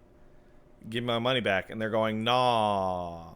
Epic is really, really not Making helping. an art form out of it. They're not doing themselves Right. any favors So- with this store and the aggressiveness. The with question which then they becomes, want people to handle its garbage. what legal backing is there on this? Because people are getting really pissed, and there's probably going to be a class action lawsuit, backing or not. And the answer is, well, in the Kickstarter terms of service, Yes, Kickstarter says the project can change. no.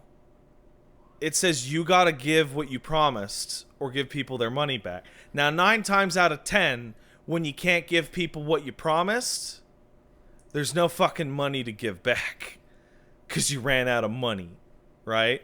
And then people occasionally resort to going, well, just give us the build, right? Or something like that. This is a situation in which not only do you know they have the money, they're just telling you they don't want to give it to you.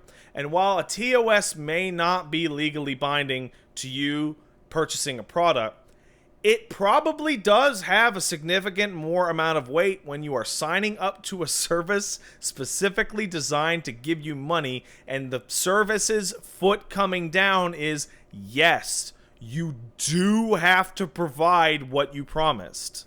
That's why Kickstarter, after Mighty Number 9 and a bunch of those, they were like, you have to show a prototype. There can't just be concept art and a speech. There has to be a working fucking thing so that even if it crashes and burns in a year, you can at least provide that very first pitch thing. Right? This is going to have a lawsuit for sure, and I hope they lose it.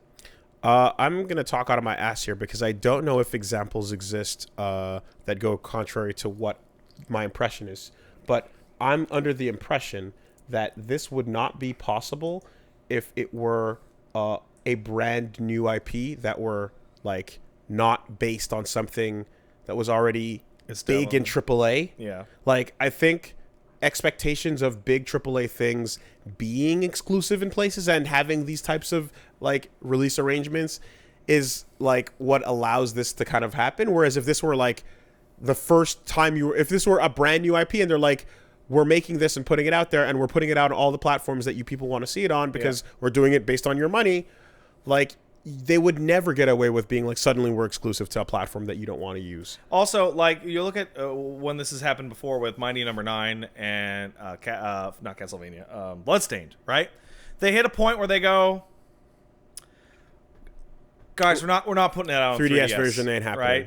And there's 2 ways you can handle it. You can Mighty Number 9 it and go, it's totally coming out, guys, and then just disappear into the sand, or you can Bloodstained it and just give people their money back or offer a different SKU. Right.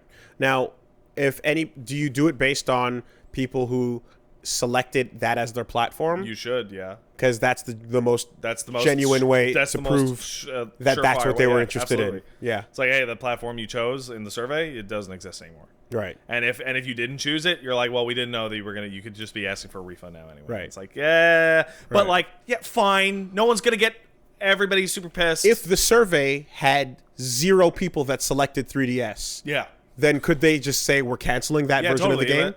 Now that's obviously not gonna No, happen, but it could go both ways. They could literally go, listen, there's fucking 35 people who chose the so 3DS version. it could go both ways. Yeah. Right. But this is wild because this means that people paid in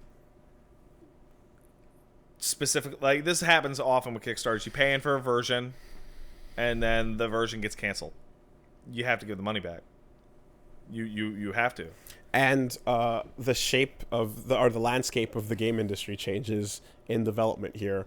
And now we're in the realm of Epic Game Store aggressively doing everything it can to like flop around like a fish and not dry out. The best part about this is there was a way to totally dodge it. And the way to dodge it is really simple.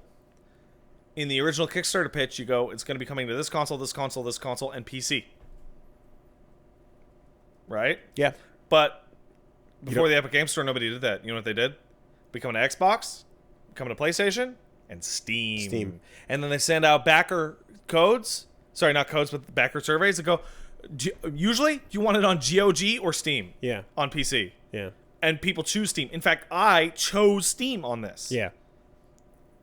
But that was day one that they had that option open. This is some kind of fraud. If they did just write PC, people would just assume Steam. Yeah. And then, But then they go, we had said. is that actually better? Yes. Absolutely. Because then You have plausible deniability. you would have plausible deniability, and people will go, well, if I see a Kickstarter that just says PC, and I really don't want to buy it on the Epic Store, I won't do it until they clarify Steam or whatever, right? Yep. Coming to DOS. The fact they don't the fact they take a deal with Epic, yeah, Epic's offering them $1 billion. Fine, take the deal. Like, I get it. Then just pay for the whole game. If I was, well, here's the thing. Apparently, I have seen multiple talks about from little birdies. The amount of money that you're getting offered. I've heard the same. The amount of money that you get offered for this deal is so much, especially for the Kickstarter games. You could refund everyone, ever, and sell money to pay your staff and ship the game and then profit off of it. Also, the amount of money that Shenmue asked for, I hear whispers, is not the actual amount of money. Of course, that they need, of course not. And if you assume that ridiculous. it's a Shenmue game Yeah. of the same size and length and girth in 2019, with at least the way they have this demo looking, if not better, but here's it the can't thing. possibly cost a couple $1 million. Here's the really important thing. If the deal is so lucrative that you just have to take it, you have the money to give people their refunds. Just flat out. So then the campaign that they started, which was already not enough money because it was really just a publicity campaign. Yeah, it was a publicity campaign to get a publisher. Now locks them to the ethics of a campaign. Yeah, that's right. Even though the campaign wasn't real. It wasn't real. Yeah, guess what? I paid into that, so I don't care what it was really for. Seems like a really stupid idea in retrospect. So there's a couple things that are going to happen. One, I would advise, check with somebody smarter than me on the mechanics of this, but you can always charge back your credit card. Nothing they can do about that. Second thing is that, and this is the part, so there are people that kicked in a lot of money to this, and they have every right to be really outraged that they got hoodwinked. Even if they actually wanted it on the Epic Store, the fact that there's a dishonesty here with the money makes you feel bad, right? Say you kicked in a couple $1,000s, yeah, be outraged, be furious, right? But for me, I kicked in just enough to get the game when it came out, so that part isn't angering me. We're past that time. What really for the chargeback? We are? Lawsuit. Somebody's gonna file a lawsuit. Everybody, sign your name. I'll sign my fucking name to that thing, even as a foreign citizen. It'll probably be in the U.S. And Kickstarter will likely help out, actually, because this is bad for Kickstarter. And that's what makes me pissed off. There are games that are going to fail their fucking pitches because of shit like this. They could have literally walked out on stage with Shenmue 3 and announced a change.org campaign. Yeah. To get signatures for interested people. And then they could have brought that to a publisher and blah, blah, blah, blah, blah. Because effectively the money wasn't for anything. It really was just, it was not, for no reason, you put yourself under these extra constraints. And you kind of fucked over Shenmue. This is so fucking That's gross. really, really silly that you did that way, that they did it that way. Yeah. And maybe there was a world where this would have pioneered the half published, half kickstarted development cycle. We've already been in that world for a while. Yes, games have gotten picked up after the Kickstarter successfully gets greenlit. A lot. Most of the time, in fact, actually. And it was working fine. Epic Game Store. Yeah. I guess that's it then. Fair enough. They're making a real fucking... Oh my god, dude, Stadia was this... Wait, was that last week? But what... doesn't that usually just consist of okay. Now, there's two things. There's the publisher kicking in after the successful campaign, and then there's the publisher jumping in for the ports that you were not handling. Which makes sense. Right. But yeah, okay. Did we talk about Stadia last week? No, but Stadia came out this week. Okay, a terabyte for 60 hours a month, fuckers. Enjoy your data caps, plebs. I mean, just like Holy shit. we can, they can. Holy motherfucking shit. Anything, any information about Stadia that is not just an updated picture of the stick and then panning over to the game and seeing what the time difference is doesn't matter. That's the only thing that matters. Yeah. The presentation should consist of someone holding a controller up, touching the stick, and then watching what happens in the How background. long does it take? And that's literally all you need to do. Yeah. Well, they're not going to do that. And if it's good, then you drop the controller and walk away. Well, fun thing that you mentioned that, because Microsoft talked about how they are going to have their own Stadia called xCloud, and it's going to run off the Scarlet. And it's basically literally Stadia, but instead of the servers being a Google town, it's your own Scarlet at home. Wait, I was saying Stadia up until you just started saying Stadia. Whatever, who cares? Yeah, I just realized that. It's going to be gone in a year, and all your games are going to disappear. Anyway. You want to go check out that Google spreadsheet of all the products Google killed like a year after they came out? It's like 35 fucking things in that thing. Actually, I want to mention that the Elite Controller 2 is coming. And I'll get one of those. Those things are nice. except for the part where they fucking degrade when exposed to air. Yeah, well. That was really sucky. Yeah, well. I'm really annoyed that my Elite controller stays inside of its zipped casing because the moment air touches it, the rubber gets all filmy and weird. Yeah, I figured out a solution to that. What's that? Compulsively rub it down with baby wipes. Okay, or you can get one of the newer, cheaper controllers with a better texture on them where that doesn't happen. Yeah, you're right. But, I mean, you also have to rub those down with baby wipes anyway. We're in different planets here. Look, don't even. Okay, either way, the fucking parts of the Elite fall off easily after a while. Oh, do they? Yeah. I haven't had that experience. They fucking just fall off. So, the Elite, not so Elite. Series 2, maybe it'll fix those problems. The real problem I have is I'm afraid the bumpers are going to break, which is a known design issue with the version 1s. I'm still dealing with the stick fucking falling off itself. Oh, right? Well, that's unfortunate. Yeah. It feels great when it comes out of the box. Feels like a steering wheel in your hand. It's got a good weight and heft to it. Yep. Give it 4 weeks. Yeah, that'll feel like your greasy dick. But you got to clean with baby wipes. Yeah, you do. Xbox Game Pass, whatever. That's cool. They're bringing that to the PC. I don't know how they're going to do it or through what service. Probably Microsoft Store. Hopefully it doesn't break, but we'll see. Microsoft. Could be really cool. Microsoft. Yeah. Well, there was also the xCloud. That's actually fairly important. It's their Stadia style service shit that will fucking blow out dank streams to any device via your at-home console. It's basically remote play from far away. Mm-hmm. And will it also do the fucking phone thing too? Yeah, probably. Yeah. Yes. In fact, I think they were showing that off. God, who was it? No, it wasn't that. No. Yeah, Skill Up was playing around with it and was like, "Hey, it works actually pretty bad." Played Halo Infinite on a phone. Xbox on a phone. Microsoft Project xCloud. Yeah, he said there was noticeable latency. Okay. But otherwise, it was really impressive. And I'm like, Skill Up, you're Australian.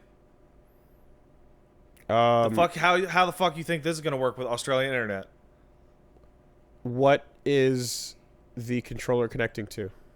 There's a controller plugged into a phone, and it's like so it's a new controller that is connected directly to the service. Got it. Okay. Yeah, it would have to be. Yeah, it basically turns like a Xbox controller into like a portable. Okay. And that same controller would, in theory, plug into any other screen. Yeah. Project xCloud. There's a real obvious push towards streaming streaming shit. Which makes... Here's the thing. Like, this... like, it's a good idea to, like, make the hardware side of things cheaper for people. Mm-hmm. However, it also requires good internet. Which can be very expensive and prohibitive. And also... Like, you look at the broadband adoption rate in various first world countries. Canada's like 17, US is like 11th or something like that.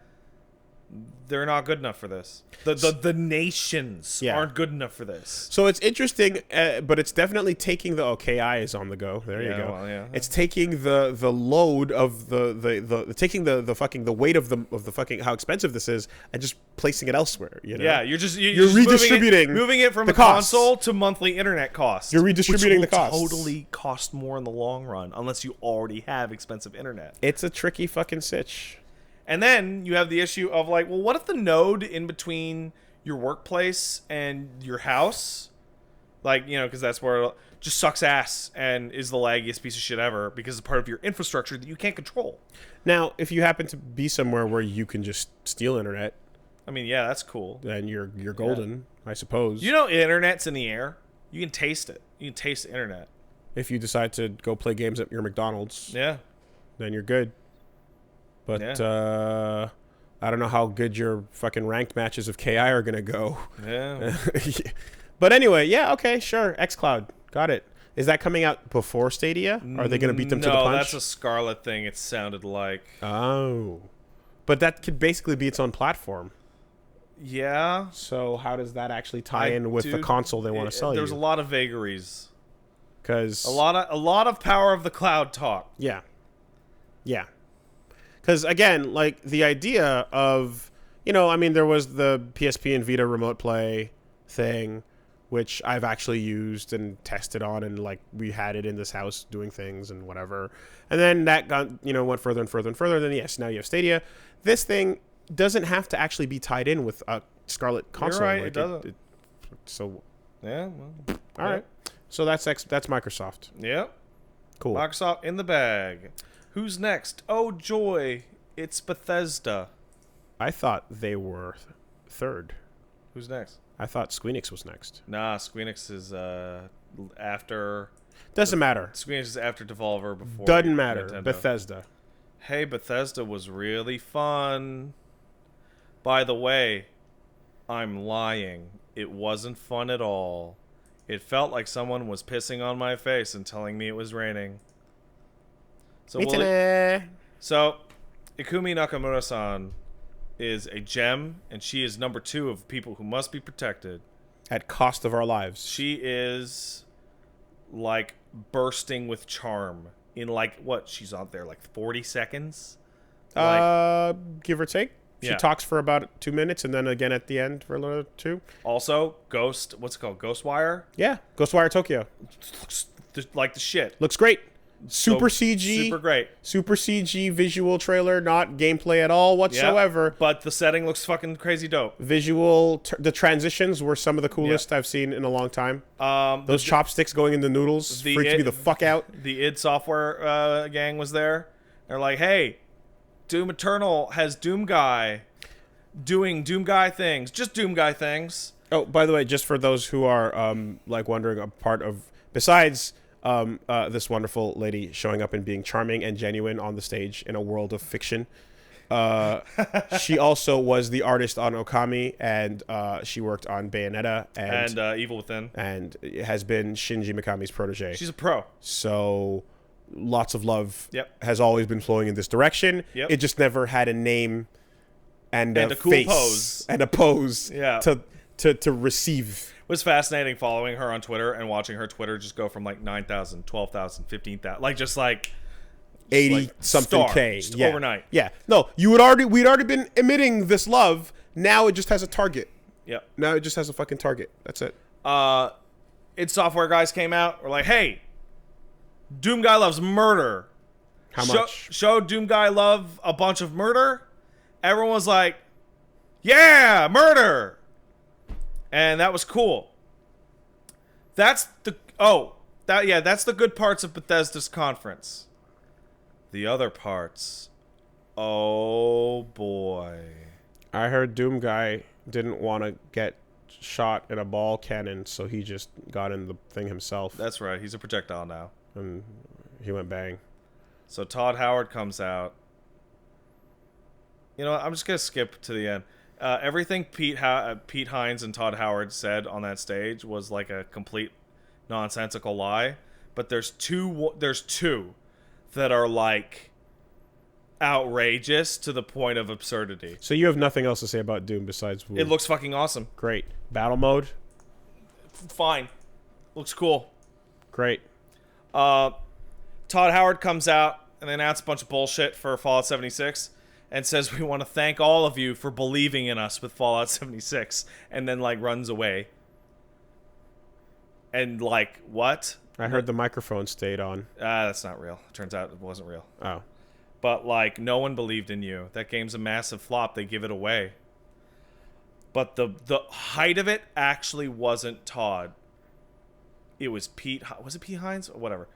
They're like, remember, Bethesda has a long history, such as inventing the first-person shooter with Wolfenstein 3D back in the day. Bethesda is trying to rewrite history, so the Bethesda Game Studios is the one that invented the first-person shooter, because they own id Software now, which means Bethesda invented first-person shooter. Remember that? Remember when Bethesda invented it? Sure. Like, ooh. Also, they had a video package that I'm sure you didn't see, but you should track down. It's vile. And it played after the Fallout 76 stuff. And it was basically a bunch of people talking about how Bethesda games are so amazing that they help them get over issues in their life in regards to physical or mental disability, including like depression, and how, you know, Elder Scrolls Online can really, you know, bring you out of a dark place. Dude, I don't like, you're jumping all over and I don't really know where to go with this. No, that's fine. I'm talking about the presentation, not any of the games. Gotcha. And it was like just this masturbatory or actually super awesome shit that was so tone deaf and disgusting. It's vile. Yeah, I didn't catch that. It's offensive.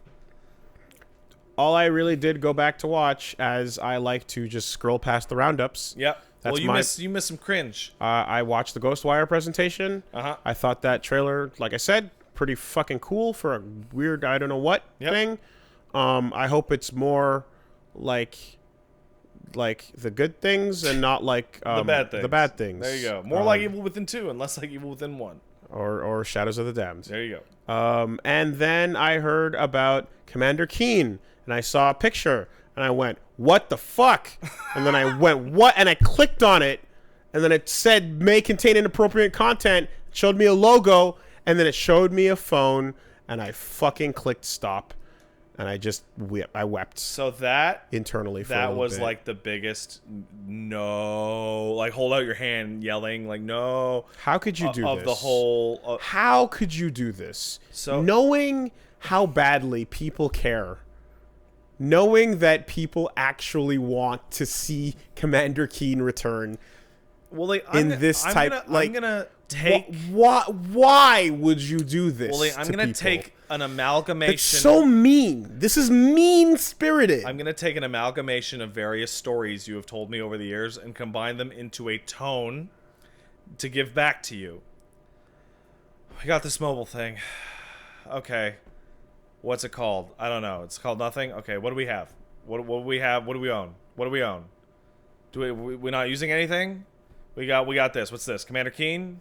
Is that a thing? It's old. How old is it? 90s? Yeah, fuck it. It's Commander Keen now. Okay, but people have yelled Commander Keen out at those conferences. Yeah, but that guy doesn't know that. From the audience. Like it's not been an undiscussed topic. But the other thing is that they're like, it's like a Saturday morning cartoon, and it's like clearly aimed at children. The last Commander Keen game came out on the GBA in 2001. The game that came out before that was in like 1994. Kids don't know what the fuck Commander Keen is. The only people who know what Commander Keen is are people our age or a little younger who get to be agonized by this bullshit. This is lose for everyone. There's no victory here. He's related to BJ Blazkowicz. You know one of those kids is Doom Guy? Yeah. Do you know that? Sure. Wait. Commander Keen's son is Doom Guy. And those two are Commander Keen's kids. So it means Billy, the boy in this mobile game, grows up to be fucking Doom Slayer. Wait, this mobile kid, Commander Keen, is the Doom original Guy. Commander Keen's kids? Yes. Original Commander Keen is the nephew of BJ Blazkowicz. Or grandson, whichever. I thought it was niece and nephew. Well, they're related, but these are the kids of the nephew. yes, and so Billy, therefore, one generation below this is Doom Guy. no, one of those kids is Doom Guy. The kid in that trailer is Doom Guy.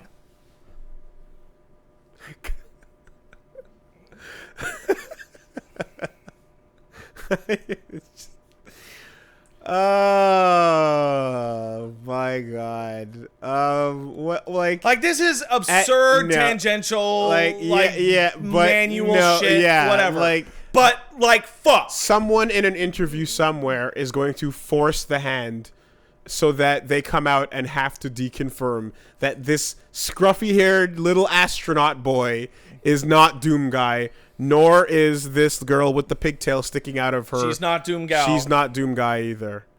There's going to be a forced hard confirm. This is so stupid. I hate it. I hate it. I hate it. Well, anyway. So, you know how you might have heard about Bethesda cheering man? There was some loud asshole in the front row of the guy who Bethesda. kept shouting things out. Dead silence for this. It was the only thing. It was the only thing of the entire Bethesda show. Even the plants, even the employees didn't politely clap. Just dead silence. I don't know what else to call it besides mean. It's mean to do this. Doesn't it? It really, but really for does. What? In response to what? What did I do? Hey, here's a brand the children will love on their mobile phones. From 1990. Here's the final chapter where the fans get shit on by the aliens, and you have to help the aliens kill the old fans because they're losers, right? Reboot. Yeah. Deathloop. Looks good. I don't know what it is, but it's the Dishonored people, and it's again no gameplay. It's a concept trailer. It's gonna be a pseudo Deus Ex Prey, go through the level however you want, about murdering people in some a time guy loop. and some girl keep dying and coming back and killing each other. But Shit. Cool concept. Again, 100% CG trailer. Yep. Absolutely no real video game here at all. And this while this concept is interesting and the setting is interesting and doing things, this 1000% needs a single piece of gameplay. I feel like for me to actually super care or not. I feel like every 3 to 4 years we get an E3 in which almost every game that gets announced is a video. Is just a video of a CG trailer, like Robot House Man. And it is out of control this year. This conference in particular. It was one after another. What do you fucking no? Stop. But no, but that. And you know that there's a time when they come out certain years and they go, we have gameplay. And everyone goes, yeah, because they all know that these things are not great. But this is the year before the year where they unveil all the next-gen consoles that they don't want to show now. Yeah. So there's probably a build of this game running, right? Yeah. But it's running on the Scarlet. So that's what it is. It's like this and Ghostwire and stuff. It's like we're just guessing. We're just waiting until next gen. You're guessing based on the introduction of the concept, you know? Yeah, it's kind of dull as a result. I like those transitions. Yeah, they're cool. Doom got plenty of gameplay. Yeah, that's Doom. Yeah, you kill. All right. Kill. Anything else about Bethesda? Rage 2? Sure. Exists? Sure, I guess. That's fine.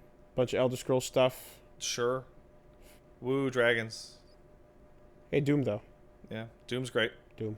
Yep. Okay. Mm-hmm. Mitene. Yep. Next. Was Devolver. Almost nothing to talk about Devolver's actual games there, but their presentation was amazing. What's this about them selling bootleg versions of their own games? There's a game on Steam right now called Devolver Bootleg in order to capitalize on the gray market with legally distinct knockoff versions of many Devolver digital published games. It's 1% off. What's happening? Why are we doing this? They got to tap into that lucrative gray market. Why is this real? Every year. Also, Dave Lang's Ghost did appear for a split second this year. So in a mind tunnel. Okay. I'm just Are you up to date with the canon? I'm so confused with the commitment to the bit. Did you see what they actually did? I did not. They stole Nintendo's graphics and had a Devolver Direct. That's... Skip halfway through this. Okay. Just click middle of the thing.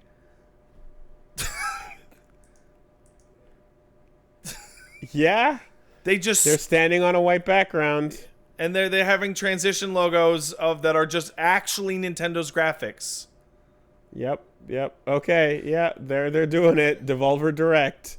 And then a Muppet came out of a guy and killed him, and then there was Dave Lang's Ghost was there. Carrion looks cool. I'm glad. Carrion looks really cool. So Carrion was one of those games that it's like every once in a while there's a game where you don't know what it is, but you see it in a series of tweets and you're like, ooh. On the creator's Twitter, and he just posts like gifts every once in a while. Like, this is one of those games where I'm like, I don't know what this is, but this looks awesome. I think the genre is a reverse horror game. It's the thing, and you're the thing. You're the thing, and you're just fucking doing it. You're the tentacle around. Yeah, inside. Yeah. And, now it has a name and a trailer, and I'm like, that's good. Looks really cool. That's great. Yeah.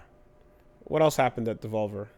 After Devolver, I'm not sure if it's related to Devolver or Twitch, but the live show from 2017. Do you remember that 24-hour nightmare? With John Carnage, run by the Eric Andre production department. Okay. John woke up from backstage. Apparently that's been going on for 2 years. And they ran another 12-hour pre-live show for Devolver. My friend Pedro, by the way, I talked about it at PAX, but like this game will fucking crunch your fingers. Yeah, and brain also. It's quite a thing. Yeah. It's fun, though. Okay, so they continued. Yep. Yep, it was fucking nightmare. All right. There's this part with a little kid and a grandma in a car accident, and the grandma was like, I love you, Jean-Pierre. And he was like, I love you, Grandma. And then, like, this 5-year-old just snaps her neck. It's fucking nuts. Shit's crazy. Keep it up. Yeah. Good work. Next year, by the way,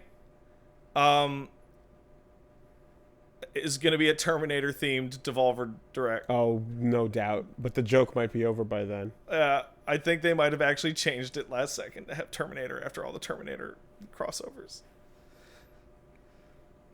Well, anyway, there you go. Yeah. Hold on, let me just see if there's other games.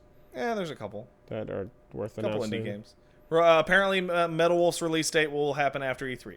And it's getting a fucking action figure. Yeah. Or like a model kit. That's rad. Yep. That's good news. And Gungeon's getting an arcade shooter. Arcade shooter. Yeah. That's House fun. of the Gundead. That's really, really fun. But it's a cabinet. It's not a a game anyone so else can I'll play. see it at MagFest. Yeah, basically. That's the end of that. Yep. Okay. Now we're off to Ubisoft. Ubisoft features the third person we must protect, John Berthal's dog Bam Bam, who, for some goddamn reason, was out on the stage. All I can think of is John Bernthal was like... Bernthal was like, yeah, I'll do the promo for the Ghost Recon. If Pupper comes. But only if Bam Bam gets to be on stage with me. And not otherwise. Tom Clancy's dead fucking skeleton is able to write a lot of games. Where are we? There we are. Okay. Watch Dogs Legion. You get to play as old people. Old people and no main character. No main character. Everyone's the main character. Cool idea. A friend of mine pointed out this idea, which I think is really hilarious, of getting a squad together of all people with the same voice actor. Because they're like, you can get anyone. You can recruit anybody. It's like, okay, well, there can only be so many fucking voice lines you recorded. Maybe 12 total? Yeah. I mean, probably more than that. Whatever, 16? But there's only so many fucking... It's... batches. How about your character creator actually just is a series of pre-created characters, and they all have different skills that you don't get to pick, and you find them in the world instead of making them. Cool idea. Yeah. London looks cool. I think no one should ever believe what a Ubisoft trailer looks like ever again. They're the bullshottiest of them all. At this point, though, it's the third outing with The Watch Dogs, yeah. So it is. You know what Watch Dogs is. You know what it is. Yeah. You know what it is. Sure. Yeah, Grandma blows some dude away. Yeah. And she has, and then there's some some extended footage showed her like her animation is all super like she moves really slow. barely doing it. Yeah, it's really funny. Anyway, yeah, Watch Dogs Legion. There you go. Gods and Monsters. It's Assassin's Creed Odyssey thing, but cartoony and with monsters. And it has what I would call a tone trailer. It's Greek mythology That shows in a cartoon fantasy world. the tones. There's a lot of Greek mythology that's not too cartoony, not too happy. A lot of dead, naked Zeus, can you stop people fucking that and tree? A lot of things getting fucked that don't want to get fucked. It's a common theme. Bunch of incest in there. Yeah. It's not all great. It's not all great. But this art style is really cool. Yeah, it's really wholesome and happy. Yeah. Yep. So we'll see how this is. That'll be cool. Maybe. We'll see. I'm sure the people that worked on it are happy to be free from the assassin's pits. Oh, no, you're still an assassin in that game. You can't stop that. Roller Champions. I don't know. I was The way they showed told this was weird. to pay attention to this because the two words that came to mind were Jet Set Radio Future and Alita Battle Angel. Apparently, you can play it right now. Definitely more so Alita Battle Angel than Jet Set Radio. There's an open beta of some kind, like right now. Like the second. Yeah. Okay. So, thing about this as well, almost but doesn't quite scratch the itch I have for like a kick-ass roller derby game. Yep. That I feel like if I had more drive, I'd try to make myself. Because fucking that's a world ripe for video game stuff. But hey, I see Rocket League style potential. Yeah. If this is very fun to play. I see it. Yep. Yeah. We'll see. And we're describing the trailer, which is pretty much the sport from Alita. It's a fucking battle ball or whatever it's called. Yeah. It just grab the ball, skate in a roller derby ring, and beat each other up. Yep. And you can tell when the teams are blue and orange. Because they have blue and orange trails. Yeah, that you're going for that Rocket League money. All right. Rainbow Six Quarantine. It's about sick people. We got a CG trailer. Is this like the Siege follow-up? Nope. Or is this something completely different? Completely different. Okay. Haven't seen it. It's got single-player bots, or is that Ghost Recon? There's a serious Ghost Recon issue this year where... Not Ghost Recon. Tom Clancy. They announced and then only half showed like 8 Tom Clancy games in a row. And it got confusing. Okay. Well, I'm having trouble remembering which is which. Quarantine has a sick people in it. This one's pure PvE. Yeah. And standalone, and teams of 3 fight off an alien parasite infected human host in the Rainbow Six in Tom Clancy world. Political drama world. Okay. This is just straight up military fantasy at this point. Yeah. Story creator mode. Create your own quests in Assassin's Creed Odyssey. Ask Credo. Yep. As well as the discovery mode came out as well, which is the educational thing. Okay. Sure. We got Breakpoint, Ghost Recon. Tom Clancy's Ghost Recon Breakpoint. So this is the one with the dog. Yeah, this is the one with John Bernthal being like, we have to kill the ghosts because the ghosts are evil, and we're gonna get them, and we're evil military. And it's Ghost Recon. It's not Rainbow Six. The camera position is what decides the franchise. Oh, it's so weird. You know this. No matter what the gameplay is. Uh-huh. The camera. So what's Splinter Cell then? Is it Ghost Recon? With espionage moves. Okay. Is it? With the sneaking and ceiling crawling. What about when you're playing as the mercenary in the Mercs vs. Spies mode? Does that turn that character into Rainbow Six? Not if you don't have the helmet with the 3 lights on it. Okay. But then you just saw first-person footage just there. And if the camera zooms really further out, Yeah. then it's Wildlands. But that's Ghost Recon. No, it's not. It's It's the Graw. not Graw. No, it's the End War. End Game. You know the one End War End. in the New York Division. Okay, well, scroll the fuck down. other games announced. Division DLC. Yeah. Also, there's another Tom Clancy one that everyone forgot. You would think at this point that the Tom Clancy estate would just buy like half of Ubisoft and be its own thing. It's the other way around. Ubisoft bought the name Tom Clancy. Oh. Okay.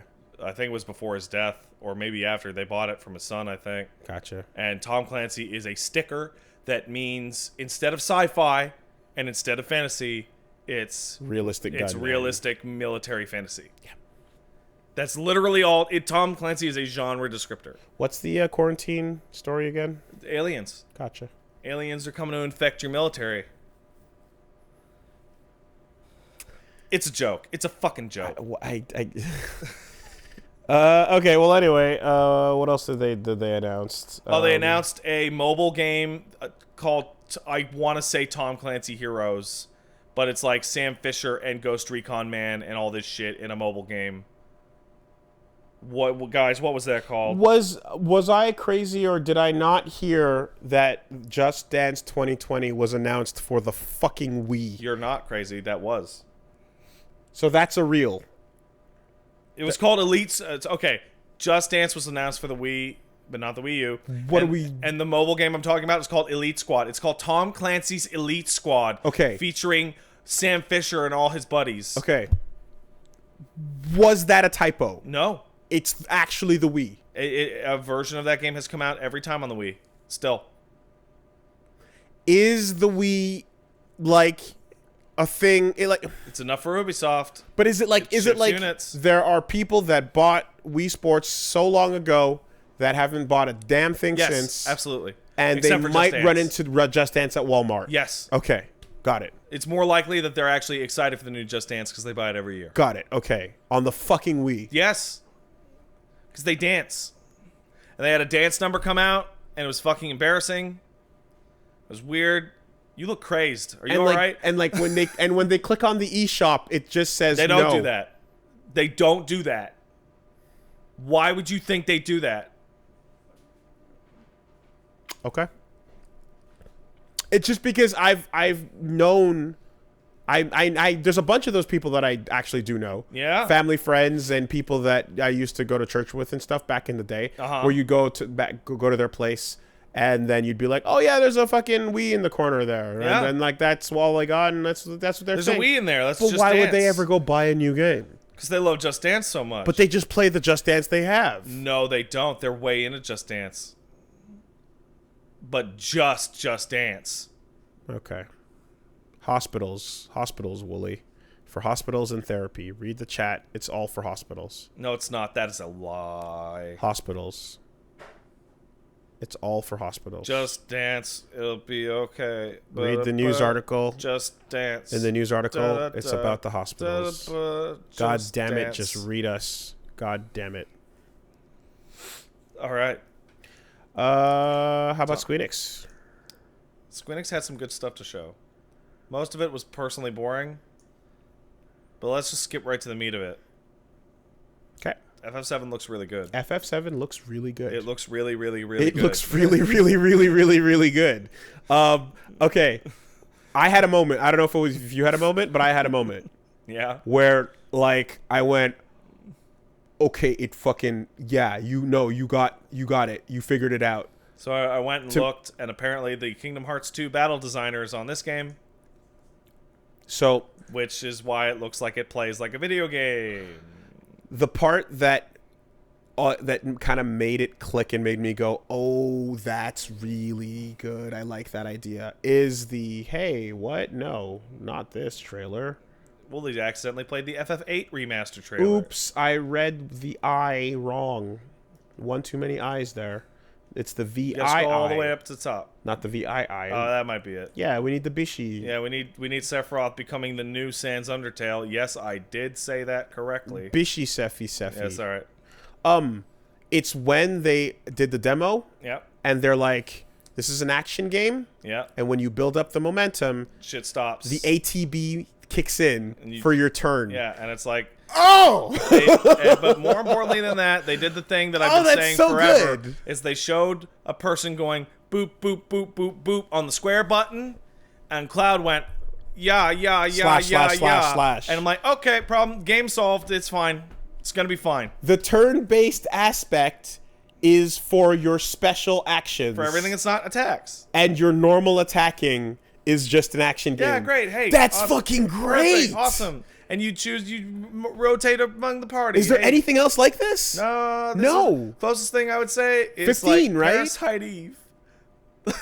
Like, maybe 15, but no, don't say that. It's not. It's really not. I really, really, really like the sound of that battle system. Yeah, sure does. Yep. I like that you can keep the RPG aspects of selecting and picking a thing moves every once in a magic while, and items, but your basic goddamn attack is just action game. Yes. Yep. And then they showed off a big ass trailer that showed a lot of areas, including Tifa. The limit breaks are all in commands as well. Yep. Then there's short command for healing and whatnot, so you can action it. Yep. Pretty straightforward, but yeah, put shortcuts on your thing like the Kingdom Hearts. Good job. That battle system, I love it. Yep. I love it. And continuing to thread the needle on every character they show in these trailers has to be an A+ version of their design. Okay, so the new Tifa's here. Tifa looks great. She looks absolutely fantastic. I mean, so the lack of discussion about Tifa's redesign speaks volumes. Yeah, because everyone was freaked out. It was like the #1 thing everyone was worried about. And then everyone's like, oh, cool. It's just Tifa. Yep, that's Tifa. She looks slightly less Japanese. Yep. And more Western. Like what she did in 7. Yeah. Before Advent Children. She looks more white and less Japanese than Advent Children. And that's about all I can tell. Yep. Like her hair. She got little skulls on her hair skirt. thing is doing, she's got whatever. Yep. Her bang thing is a little different. Yep. And her face looks... She got little skulls on her skirt. She's got a Moogle and Chocobo Charm on her glove. The gloves look more like the Advent Children. No, they look more like the original she gloves. Has thigh highs now, which I'm going to say thumbs up. But yeah. Good job. And hey, look. Titties. Yep. Did you see them? I did. Bet you there's materia under there. I bet, huh? Yeah. Better go looking. Hey, you can see this materia in Cloud's sword. The whole fucking trailer. You can also see... It's glowing with the color. You can also see materia in Barrett's arm. Yep. You can, in fact, see all the materia you equip on your characters on the places that it would go. You can even see Cloud wielding a different sword. Yes. And there's a couple other things. One, the game will be out in March. The game will also, supposedly, the game will be Midgar, just like everybody thought it was going to be. Of course it's going to be. But they're beefing it out to be a whole game. Red 13 is going to show up at the last second. At the last second. And put his dick away. And that'll be the fucking... Yeah. That'll be it. And probably my favorite little change or addition to the story that they're making is that you see a little scene between Cloud and Sephiroth that doesn't happen in the original. Yeah, the fire. And it's like there's a big part of that game, which is Cloud keeps seeing Sephiroth everywhere because he's nuts. Yes. So the way you get Sephi Bishi in the game without actually having to get to the moments where he's there. Those are likely going to replace all the moments of the black cloaked men, which were just amorphous, like textureless blobs in the original. Yeah. Oh my god, I forgot about those dudes. Yeah, you remember? Yes. Because they don't have a fucking character model. You just make that Sephiroth Just make Sephiroth hallucinate. And he's Cloud's freaking the fuck out the whole game. And then you get to talk to Sephiroth the whole game. For real. And then you get to have a scene where Cloud's having the scene with Sephiroth, and he's like, oh, I hate you. And then it cuts to like Barrett and Tifa going...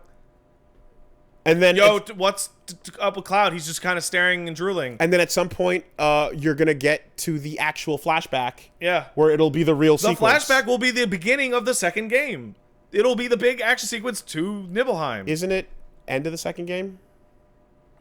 No. You get out of Midgar. You get to Calm. You go to the hotel in Calm, and then he goes, "Here's what happened." And that's where the flashback starts. And that's where the flashback starts. And then the end of that second game would be the real flashback. Because there's the fake flashback that Yes. Cloud tells you, And then there's the real flashback that the live stream tells you. And then you get to hometown. And then the third one is whatever. Yeah. is North Cave and all that shit and everything, and the weapons and Hojo and all that crap. Can't wait for the Cosmo Canyon remix. Oh, dude, that's the right pick. Yep. I'm surprised that I'm really, really surprised that you just went to the song that I'm like that's the one. That's the one. I'm very excited for Final Fantasy VII. It looks good. Looks real good. Nomura And all it took is a whole lot of gameplay. All it took is showing us multiple minutes of the game. Shocker. Nomura wearing fucking shorts to the event. Weird, man. Have some class. Yeah, the game looks very Kingdom Heartsy, actually. Oh my god. Are we going to have to talk about spoilers in FF7? I don't care. I refuse. I don't care. I am not waiting. Fucking okay. Let's say this. Okay, Wooly. That can't be. Wooly. This comes out in March, right? No way. The next one will probably come out 2 years after that, and the one after that will probably come out 2 years after that, right? That's 2024. Yeah, I don't care if you were a baby. Like there's just no, there's no reasonable. We can't. Also, it's one thing to hold back on JoJo Part 5 because you didn't read it, because it was inaccessible / terribly translated / whatever. FF7 has been one of the most widely available, beloved classic games re-released ever, forever. I can't I have refuse. this discussion. So, what? So yeah, we've seen now the original fucking the original crew. No Red and fucking Biggs and Wedge and what's her name? Jesse. And that's it so far. Yeah. We saw Heidegger in this trailer. Oh, and the chair. Yeah. And we saw a little shot at President Shenmue. Shot of Shenmue. Yeah. Thumbs up. They look great. They look perfect. You see the motorcycle that you steal in the lobby. They changed its design. They managed to run by it a little bit. Yeah. They also design changed again. Yeah. Fine.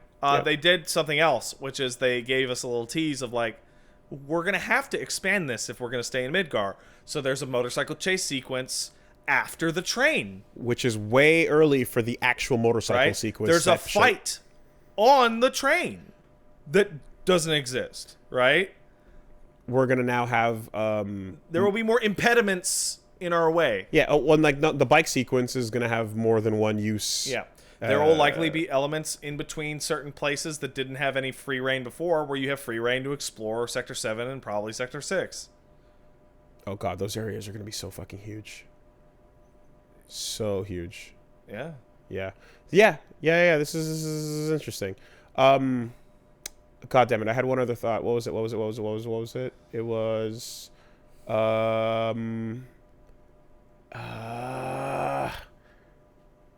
Shit.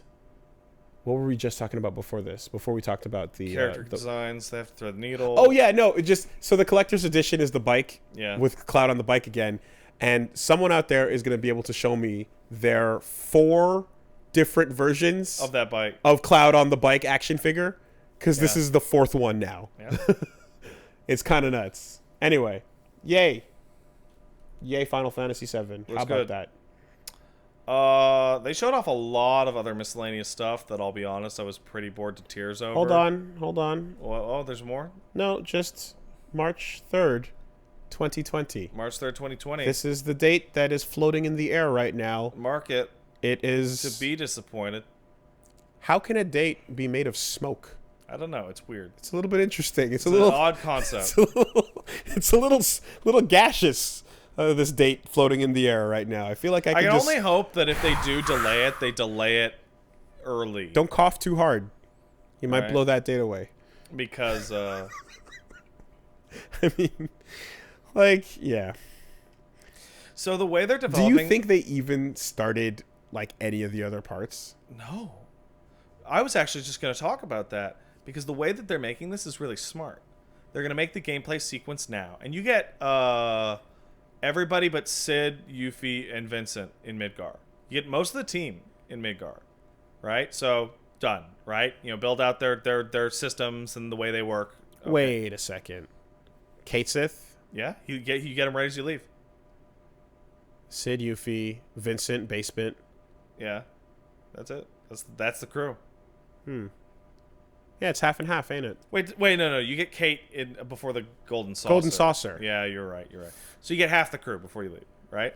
Build that out. You get the city stuff. You get the systems. You know, you do all the grunt work of how the game's going to work, right? Yeah. And you have Midgar, so it's a city, and you get to design a city, right? There's going to be no world map in this game. In this one. Because you're just going to... Because it's a city. Yeah, well, Midgar didn't have one. Right. But the next game sure will have to. So this leaves them the time to set up all this shit and then be like, okay, how do we do a fucking world map, open world RPG shit? Right. And fingers crossed, right? You know all the things you learn after the first thing comes out? Yeah. That you put forward into the next thing? Yeah. This gets that benefit instead of the we did them all at the same time problem, where they all have the same problems. I would hope that any system changes that are improvements get rolled back. That is a pipe dream. There's too much work to be done. I think that's wildly insane. I think that unreasonable. But here's what I want to know: are you willing to take all the benefits of system improvements and everything going forward without starting development too early, right?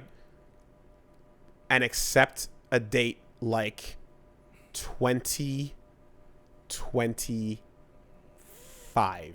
So you know what I want in 2025? I want the third game to come out, but I also want here's the complete story, which will obviously include the upscaled remaster of this one. Because the other two are coming next gen, for sure. That is like essentially insert disc 2. Yeah, we talked about this last time. The stitched version of the game. I want the stitched version later. I'll rebuy it. Fine, I'll rebuy it if you roll it back. If you roll back the shit and stitch them into one big O game, fine.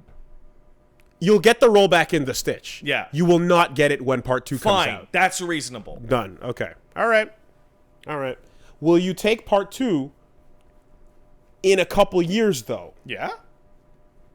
Not 2022.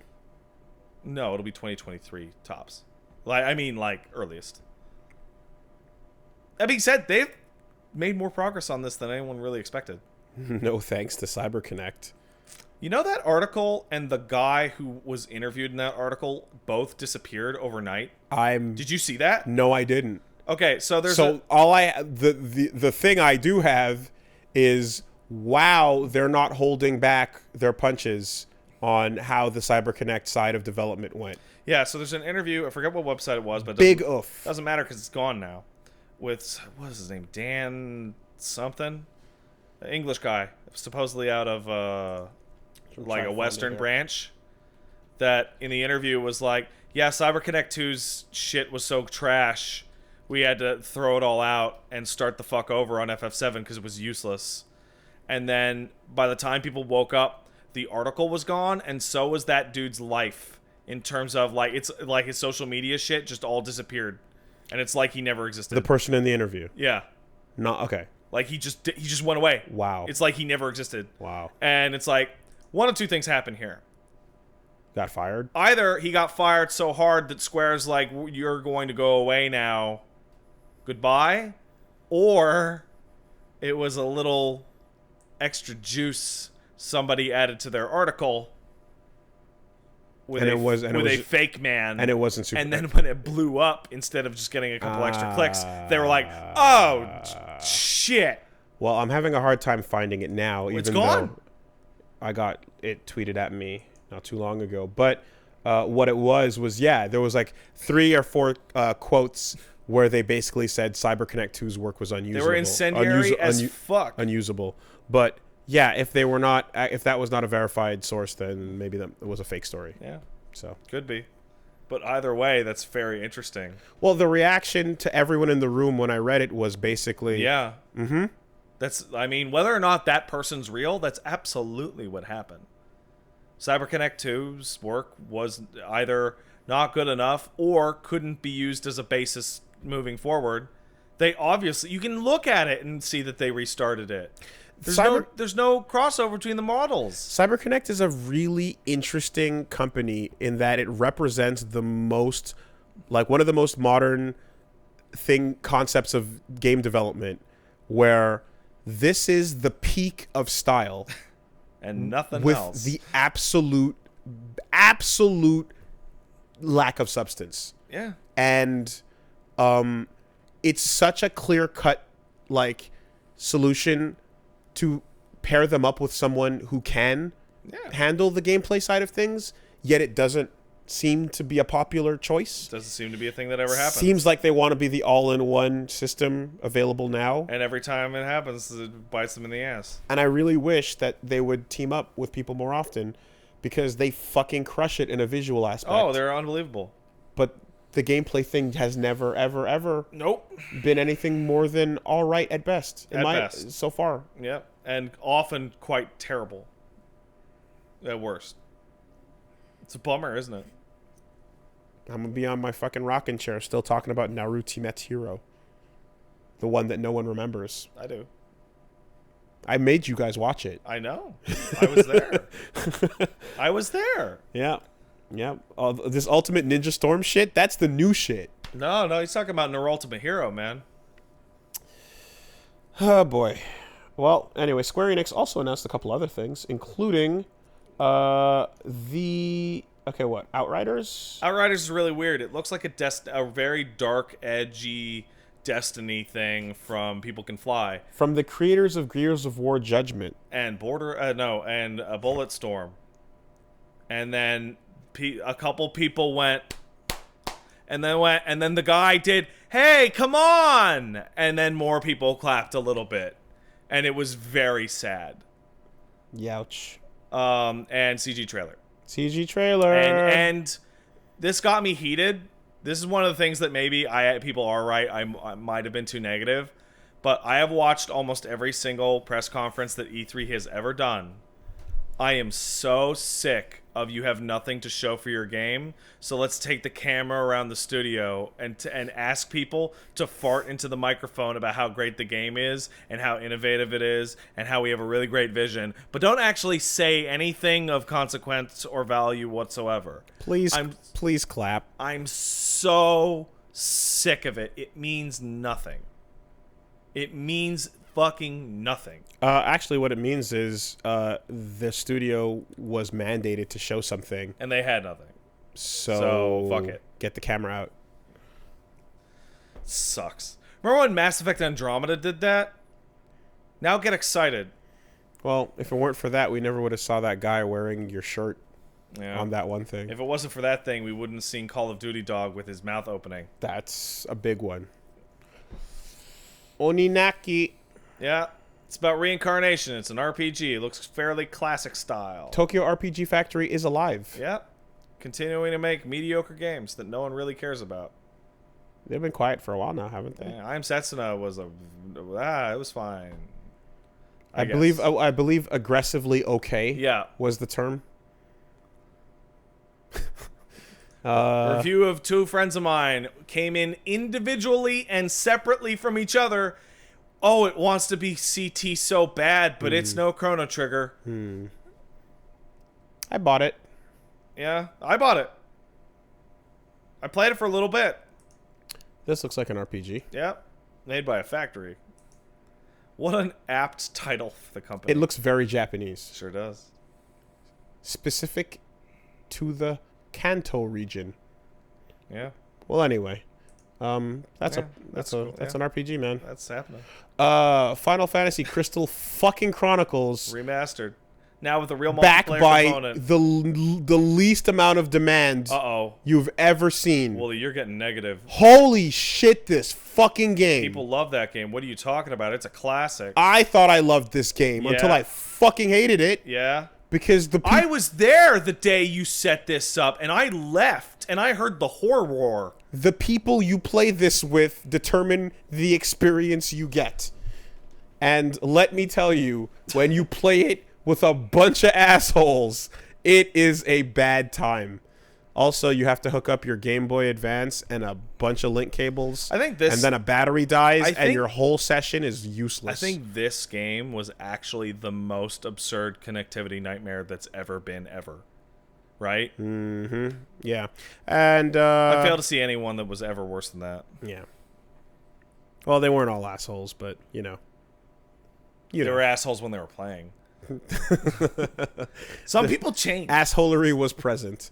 Yeah, they do. Kingdom Hearts DLC got announced. Apparently, that trailer has massive fuck off spoilers in it that I don't understand. I guess I won't click. Remind me. Yeah. To not click. Apparently, like I was watching it, I'm like, oh yeah, and then people were like, this is the craziest, spoileriest shit ever. I'm like, okay. Okay. But I forgot everything in it, so that's fine. Avengers A-Day. This has been... Tell me you saw this. This has been talked about for a while now. That there was a Squeenix... backed Marvel game. And here we go. Did you watch this? Can we... No. Can we get a little, like, soundbite? Like, you know, like, world premiere. I think we need a soundbite that says CG trailer. There's parts of it that they pretend are gameplay. Oh, like Travis Touchdown? People were really mad at me that I was, like, nonplussed. I'm like, why are they just showing a CG trailer that is pretending? That's what annoys me more, is that it's pretending. I remember not so long ago, in fact, when I... Look at that gameplay.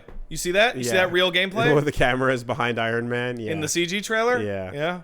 I remember when I, too, used to be fooled and got called the fuck out. Did Anthem break that for you? For being an idiot for getting excited for CG trailers.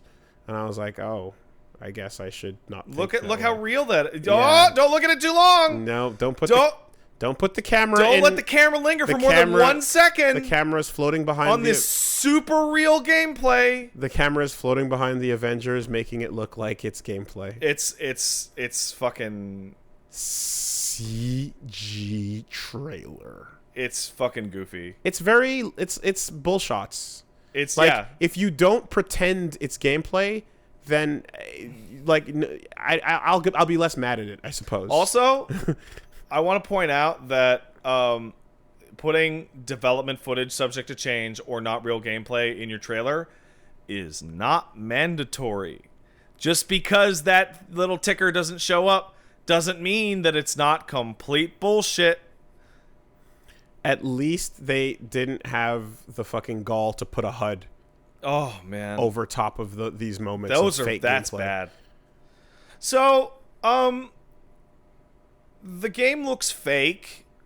What game? Yeah, okay. And the other problem, and I really genuinely mean this, and I hope no one takes this the wrong way. I really like Laura Bailey. I really like Troy Baker. I really like Nolan North. But they showed this trailer off, and then they bragged about the amazing cast that they got when you're looking at the off-brand Avengers. As in the people that don't look like the MCU? People that don't look like Robert Downey Jr. and Chris Evans and whatnot. I mean, they existed before the MCU. I don't care. And I don't think many people do. And neither does the rest of the planet. Right? Like, and like they clearly get that. So like Robert Downey Jr. Fuck! Iron Man looks more like Hank from Detroit than he does Robert Downey Jr. here. Okay, but what So about... they're trying to get away from it. But what about Ultimate Alliance 3, where they're clearly just ripped out of the comic books? Yeah, that's way better. Because it's not...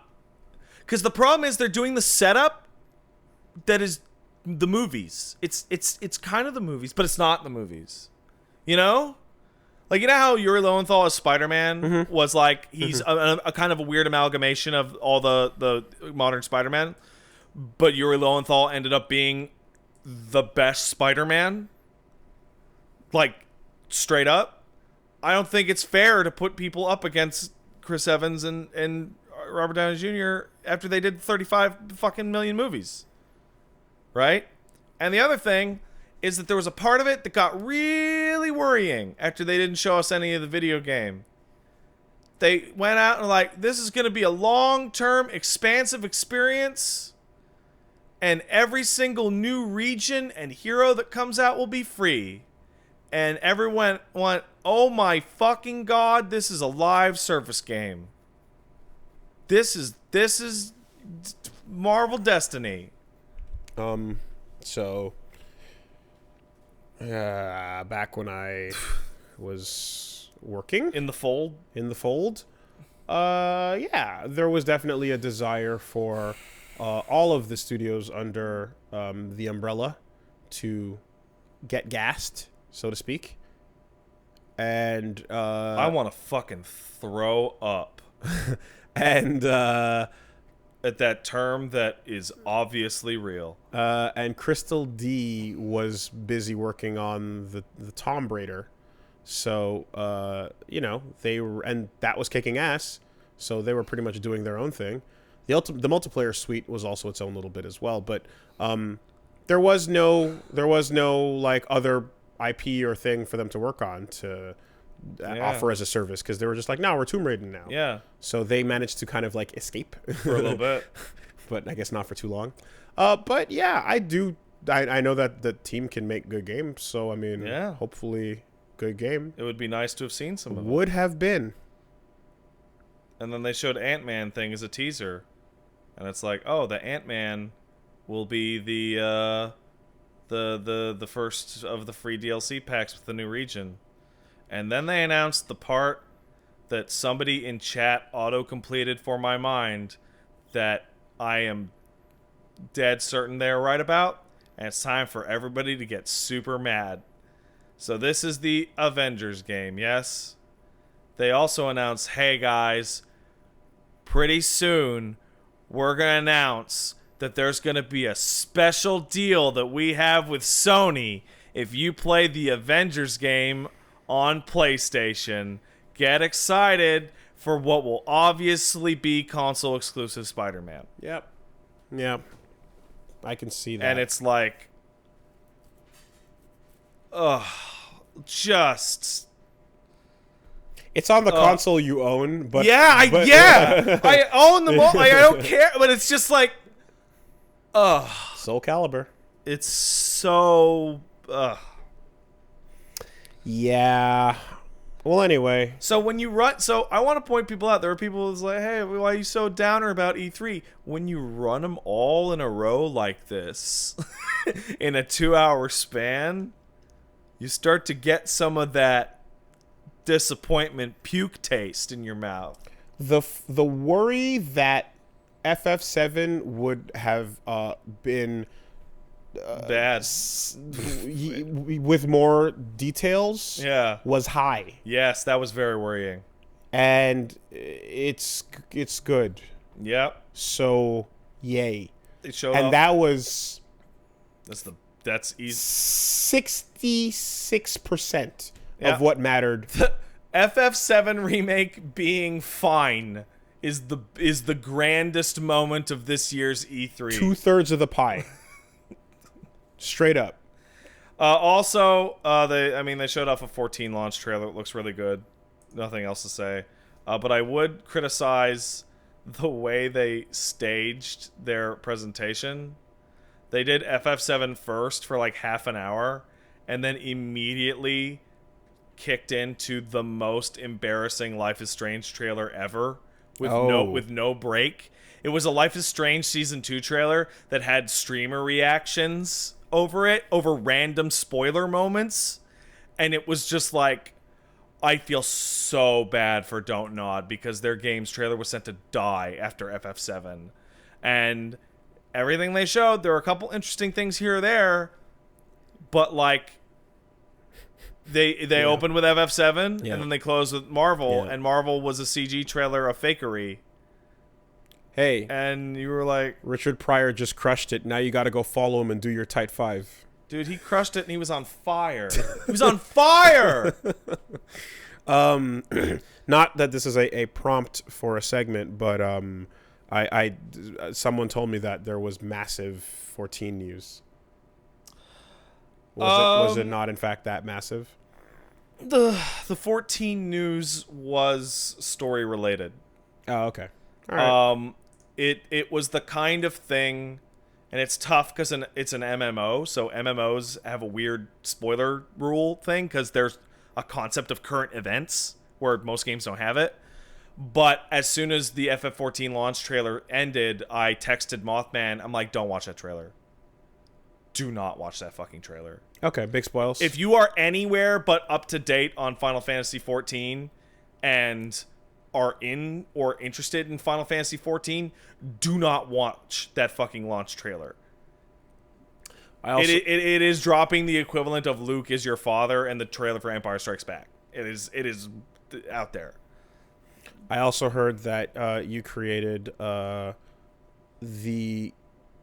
was being described as the most packed piece of content of all time in the form of your 14 beginner's guide. Yeah, I made a beginner's guide. Which another description was it makes the Monster Hunter video where they don't play Monster Hunter look like a speed run. Yeah.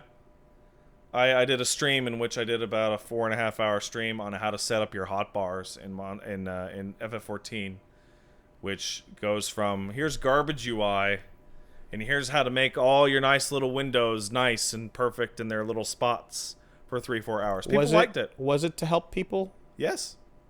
I've been receiving... Were people the ones that were receiving the help there? Yes. It was for them? Okay. I mean, you want to go and look? I've been asked for this specific... It wasn't to scratch the itch? No, because I already have all my hotbars set up. Fair enough.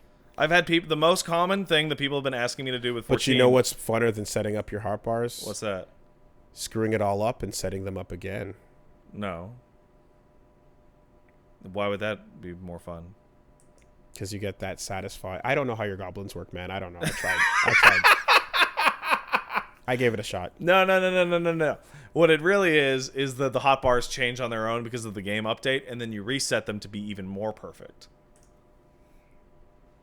So that I appreciate the attempt. I appreciate it. That leaves us with one more to go, and that's this morning. Oh, there was a different one. I'm just going to quickly hit it. The PC Gaming Show had a bunch of shit in it. There was a PC show again? Yeah, but it actually had a bunch of shit. The only one that really, really matters is that Vermintide 2, you know, the Kill the Rats, that expansion is getting a versus mode like the old Left 4 Dead mode, where you get to play as the boss monsters and do 4-on-4. So that's awesome. The people in the Discord really like Vermintide. It's a really fucking good game. And now there's a mode that I really want to play. So now my image of Warhammer Original is just about killing rats. There's a lot of rats in Warhammer Original. There's a lot of rats. But now they have Chaos Dudes and Beastmen too. Every expansion they add a new faction to kill. So Daka Daka. They're not there yet. And rats. Rats are there. Chaos Dudes are there. Beast Bros are there. No, not space orcs. Okay, well, space orcs are the Daka Daka. Oh, I thought they were like old orcs too. There are old orcs, but they're not there yet. They'll probably be the race they add next. Oh. And they gotta have their Cockney accents. Oh. With the wah and the red. Yeah, I don't know. Okay. So that leaves us with Nintendo. I did not expect to see a motherfucking Breath of the Wild 2 announcement. I did not expect Breath of the Wild to get a 2. Yeah. But Direct sequels, huh? Weird. Final Fantasy started doing them. Why not Zelda? I mean, they made direct sequels without actually being called direct sequels. I'm just really weirded out because, like, I remember finishing Breath of the Wild and being like, this is the most final ending ever that Zelda has ever had. Like, yeah, we started getting direct sequels that were still just given a different title. Yeah. You know? But Majora's Mask. You know? Well, I mean, we'll see. Maybe it'll be called, like Breath of the something else. Yeah. That'd be cool. Yeah, whatever. But yeah. Ganon looks corpse as fuck. Zelda got a haircut. Yeah. And the trailer pretty much just shows them finding what looks like the Twilight Realm, but a little bit different. Something. And Ganon's corpse is down there being held dead by some bullshit. And then they fuck it up. Because they got to, right? You gotta have a game. Yep. No details. No. She's also got Zelda also. The cut is not just a shortcut, but it's like an Armin cut. Yeah. Yeah. No dates. No details. I wish Zelda was just Armin. No actual title, but hey, it's coming. It's coming. So that answers the question of what the fuck do you do after Breath of the Wild? More Breath of the Wild. Yeah. Yeah. I don't. The assholes and call it Breath of the Wilds just to really fuck up all the databases. I don't blame them in the sense that it's like they're probably gonna need a breather to like figure out a whole new shit. Yeah. You know. So yeah. And this engine is already there, and people are digging like a million pieces of information out of this trailer. Such as the glowing big hand that's holding down Ganon. Yeah. Is Link. It's a different Link. Like, it appears they found a different Link and a different Zelda that, like, died holding Ganon down forever. That's fucking fascinating. Which is why that's why the hand comes off Ganon to save Link. That's very interesting. Okay. Because our new versions screw it up. Lore. Yeah. Interesting. Wow. Okay. Yeah. Cool. That was fast. Yeah, I like the idea of like, hey, we all died to hold him down, and then you can see that he's leaking out of his body. And that's why we got Calamity Ganon. Because it is just evil Ganon juice just slowly leaking out. So was this one generation prior? Oh, no. Well, maybe. It's unclear. It's Zelda. It doesn't. How many? It does like whatever. Now it matters. Yeah, it does. I guess. Now there's a timeline, and we're not even hiding it anymore. And Miyamoto is no longer murdering everybody who knows about it. Yeah. Or he is, but he's taking a long time because he's doing each one by hand. Yeah. Got to make sure. That's the only way to. Yeah. Master sword through the chest. Animal Crossing New Horizons has been delayed until 2020. Animal Crossing New Horizons. It's cool that there's actually a way bigger multiplayer suite. Now, we don't need to do the dance, but I will say this. I like Harvest Moon, and I had a lot of fun playing it, and I think Harvest Moon is a fun video game. Mm-hmm. And I can't quite explain why I had so much fun playing it, but I did. That's honestly the frustrating thing to me about this game. It's actually similar to the gacha thing. It's like, I want to get it. I actually do. But every time I try this, or I tried Stardew Valley, and I just, like, I'm sitting there, and I play it for a couple hours, I'm like, I don't get it. I just don't get it. But steel's heavier than feathers. You know? Like, that's how I fucking feel. What are you seeing? I'm getting a message. What are you seeing? That's You're seeing relevant crazy shit. to current conversation. Like this conversation, or like or in general? Recent conversation that I'm not sure if I. Well, Is it from a trusted source? Yes, and I assume then that that this is okay to possibly share. Text it to me, and I'll let's see what Sure. Let's see what we got here. Like no, it's Is it breaking? It's not breaking. It's just that apparently the shots in the Avengers trailer that are of single characters our gameplay. Uh-huh. Sure. Wait a second. Should have made it. Okay, you know what? I'm going to rescind my comments. I do believe that. However, you gotta put UI. You actually do have to put UI, and the camera cuts make it look super not real. I really thought it was a lie. Yeah, you have to plan for cynicism. All right. Well, rolling that back then. Okay, we're gonna roll that back. Taking it back. And we're gonna say confirm that is actually gameplay. UI was removed. UI was removed? Okay, Yes. that is totally real. They did a really good job making it look fake. Okay. Which couldn't possibly have been the intention. I'm gonna roll that full on back because we have been lied to in that way in the past. So the transition from So I'd like to apologize to people working on that. Mm-hmm. I would direct your frustration over to BioWare. And, Irrational Games no longer exists. Killzone. Sony. Every single person at Ubisoft. Ever. Now I know you guys give me a hard time about the BioShock Infinite one, but like that was BioShock Infinite one isn't that it was gameplay. It's not that it was it different looked gameplay. Unbelievable to like visually. Mm-hmm. It's not that one. Did you play Infinite? Yeah. There's zero of a That single. that segment doesn't exist. That segment doesn't exist. None of the mechanics in that segment The exist. crow thing existed.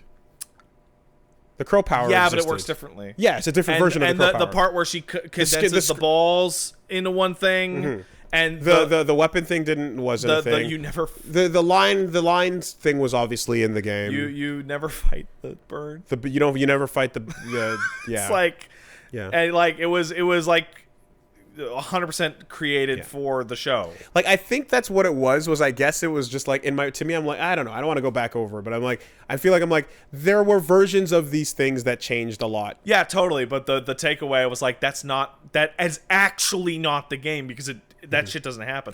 I think the worst offender in the opposite direction. Did you ever play Gears 2? No. Okay, Gears 2 got shown off a year before it came out, and there was a demo that they had on stage where they showed here you're fighting a city, right? And you're shooting your way through the city, pew pew pew pew, and then at the end there's a bit where they're like, we're gonna ride a fucking Brumac through the city and use the Brumac with that big monster with the cannon on its back and shoot everybody. That's the last level. That's the last level in the game. And the E3 demo that they cut off was the entire final level minus the final boss fight. That's pretty wild. It was fucking crazy. That's pretty nuts. But yeah, so not a bullshot, but real shit. Yeah, weird. Shaq's eyes opened up and they were glowing. Yeah. Okay. Animal Crossing New Horizons. Followed by Banjo. Wait, actually, no. The Luminary, Erdrick, the Dragon Quest VIII guy, and a different Dragon Quest guy are all in Smash. the hero. The Dragon Quest heroes. Now, how come that got not main stage time on the Direct, but got background announced? It did not. It was the first thing that they opened with that trailer. Oh shit! That was literally the first thing. Oh fuck! I caught it late. All right. No, what you're asking is how come you don't hear anybody care about it? Because Japan cares about it. It's because Japan cares about it. Okay. And people well, out. for starters, I'm scrolling down this roundup, and it's not even in and there. it's not even there. Yeah, because who cares? Because Vanjo's there. That's crazy. A character who I very much dislike and hate all of his games, but other people really like him, and they're really happy. So good for them. Boy, that leak list sure looking real. Yeah. Dragon Quest hero? Minecraft Steve. I don't want to be Minecraft Steve. Minecraft Steve, dude. I don't want to be Minecraft Steve. Steve. I don't want to be Minecraft Steve. It's going to be Minecraft Steve. Like, I'd take a Sora. Yeah, sure. I'd take a Sora. Yeah. I'd take a... What's a safe pick? You Goku. know? No. I'll fight. Video games. John Halo. Nintendo connected. Because the Dante is the yay pick, but I'll take a Boo pick. I'll take a Boo pick. But Minecraft Steve isn't a boo pick. Minecraft Steve is a fuck. He's a cube. He's You not know what a I mean? character. Like I'm the point of like I'm saying don't stop with the Travis touchdowns and the Doom guys and the Sans Undertales. Give me your not hype picks, right? Sub-Zero. I mean, Kenny and Steve would fucking lose their shit. Yeah, Kenny and Steve would do a lot of things. Shantae. Yeah, Shantae would. You know what? Shantae'd be great. Shantae would be great. I'd be okay with Shantae. It'd be Yeah. a weird one, but it'd be great. It'd be like, well, not as big as I wanted, but yeah, Shantae'd be fine. You know, just not Minecraft, Steve. That would suck. Like literally anyone but Minecraft Steve. Yeah, Tracer, Sure, fuck it. Blizzard. Fuck it. Is there a Blizzard connection to Nintendo Yeah, besides you can StarCraft? put Diablo on there. Diablo and StarCraft 64. Oh man. Anyone from StarCraft. Oh, the original series. Anyone from StarCraft Oh, can be man. in Oh, that'd Smash. be fucking wild. Tassadar. Oh my god. Oh.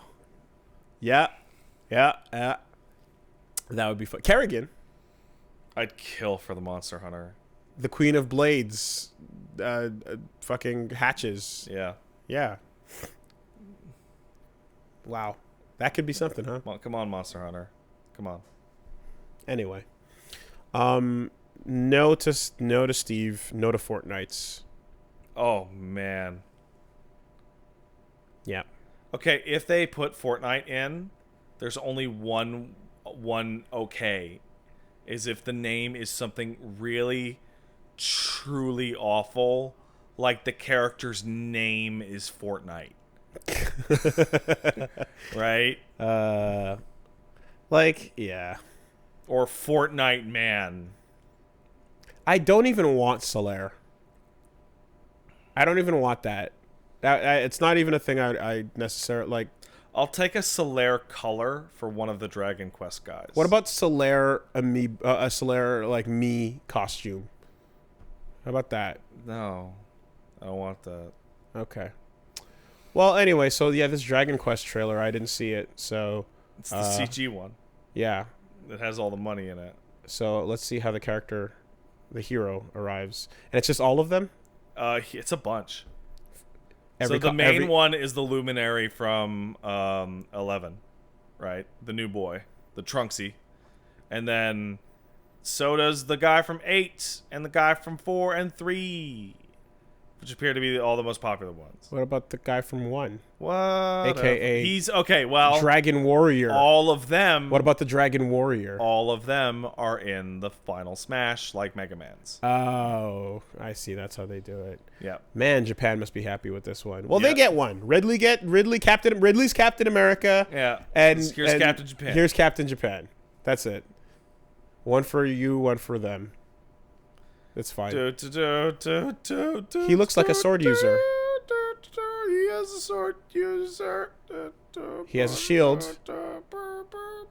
Does he have a down B counter? Yeah, probably. He looks like he casts the electricity and then... Yeah, Nope, that's a swordman. that's a sword, man. All the moves are swordman moves.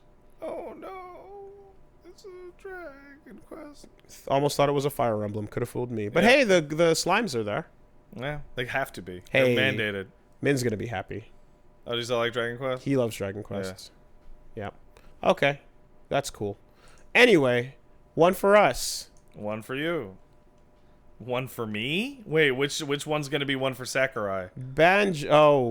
Sakurai's? Yeah. Kirby gets in again. Yeah, Kirby with a gun gets in as a separate character. Kirby with a knife, idiot. Yeah. Okay. You know what? Fine. Yeah. All right. Fine. You fuck would know. You would know. The fuck are we doing here? Yeah. I don't know. Just amateur hour. You see that Pokemon shit? Hold on. Wait, what am I looking at? Banjo fucking Kazooie. Oh yeah. Oh, you're seeing these for the first fucking time, aren't you? No, I saw this one. Okay, yeah. Banjo Kazooie got in. We've been waiting for that for so long. Sure you have. Been talking about Banjo getting in since Brawl. Since Nuts and Bolts. Since Brawl. Yeah. I also like that all of the rare buddies are I happy. love that they pulled the fucking gimmick on us. Yeah. again. They're happy to see him. Like, oh, it's Banjo. Yeah, It's like, no, it's, Donkey, Diddy, and K. Rool are like, oh my god, it's our rare buddy. It's Banjo. oh no, it's and Duck Kazooie. Hunt being a fucking bitch. A fucking shitty ass Duck Hunt because it's a dog and a bird already in the game, and they laugh at you. Ha ha ha ha. And then actual Banjo just shits on him real hard. Yeah. And get dunked. Yeah. We've been again, and not only have I been talking about it since Brawl, but I want to say the Microsoft fucking tweet from some time ago. What spoiled the fuck out of this? Oh no! I mean the one from years ago. Oh, okay. That was like, hey, anytime you want it, Nintendo, it's yours. Yeah, well, the real spoiler was like 3-4 days ago, before Microsoft show went up, they retweeted Nintendo's like direct news. For Smash, Yeah, and you were like, okay. Microsoft just retweeted Nintendo. Yeah, and you're like, okay. Maybe it has to do with Cuphead. Yeah, sure. Anyway, so there's the stage where you fight at the top of that spiral tower, where I think you get one of them fucking pieces or whatever, and Gruntilda is doing her. Totally. Cool. That's good. I'll get Joanna Dark in there. No. Rare I like that character. Rare's good. Rare is now good. All right. You got 4 rares. But are they SS rares? Okay. Which version of Joanna Dark do you want? The Xbox 360 version? Hell yeah. Yeah. She comes with a move that throws Wall Guy out. Link's Awakening Looks cool. coming out. When's the date on that? God damn it. Later. It's coming. You never played Link's Awakening. Nope. I'm looking forward to this. It's a good game. I hear it's a good game. It's a good game. September 20th. Been told it's a good game. Yeah. Looking forward to it. If you like Link to the Past. I do. It's probably my favorite one. Age of Oracles, Age of Seasons. I didn't play those. I didn't have a GBA, man. Did you play the first Nintendo handheld I ever owned was a DS. Link to the Past 2? No. Okay. Oh, wait. The new 3D one. Yeah, I did. Yeah. Yeah, it was good. Okay. You're like, yeah. Cool. This was a fun one. Although a lot of things in its pacing are very different from other games. We'll see if they... Whatever. Mm-hmm. They're probably significantly different than the original. Cool. So, yeah. I also like how the links that are going towards Toon Link are now like toys. Made out of clay or something. Running around the map. Like, it's a completely different thing. Yeah, I like it. It's more than just proportions. It is like firmly material. Yeah. Kirby is made of Yoshi now. Sorry. Yeah. Yeah, he is. Yoshi is now made of yarn permanently, no matter what else is happening. Mm-hmm. And this world is just a shiny toy world. Mm-hmm. So, Dragon Quest also has. That's a port to the Switch with new stuff. Sure. Yeah. Luigi's Mansion 3. Oh, this is the thing that I got my little 15 minutes from. Guigi's. Yeah. Was that already announced? I think it was. And I just didn't catch it. But I'm like, Guigi? And I'm like... I mean, it's really just a multiplayer excuse. It's fine. It's... Guess what? Luigi's Mansion's a fun game. Yeah, they're fine. Sucking up those ghosts? Fuck yeah. I thought it was creepy to have a body double made entirely out of Luigi semen. No, that's not the way that works. That's not it's the semen. Luigi. No, it's not the semen. Are you sure? It's goo. It's green. No. It's goo, but it's not the semen because. How do you know that? Because the semen is when the semen's inside, you can see it. Inside the goo. Oh. Yeah. Yeah. So you know they're 2 different materials. Yeah, you're right. Yeah. Yeah. All right, so Luigi's Mansion 3 looks fine. Yep. Yeah. Find that tag on your favorite website. Found it. Wasn't hard. Nope. Top tags. Right there. Click. I like the Poltergust goo. And yeah. He's got new abilities now. He can it's fucking called the goo, man. Yeah. And he can like do like the fucking dust jump fart. Yeah, you can do all sorts of goo slams. And you can slam the ghosts around. Yeah, you can use your goo to slam the ghosts. It's a very basic system, but it's a fun one. What can I say? What's going on? What's going on? I'm a child. That's Are what's you? going on. Yeah. Yeah. I'm giggling at boner words.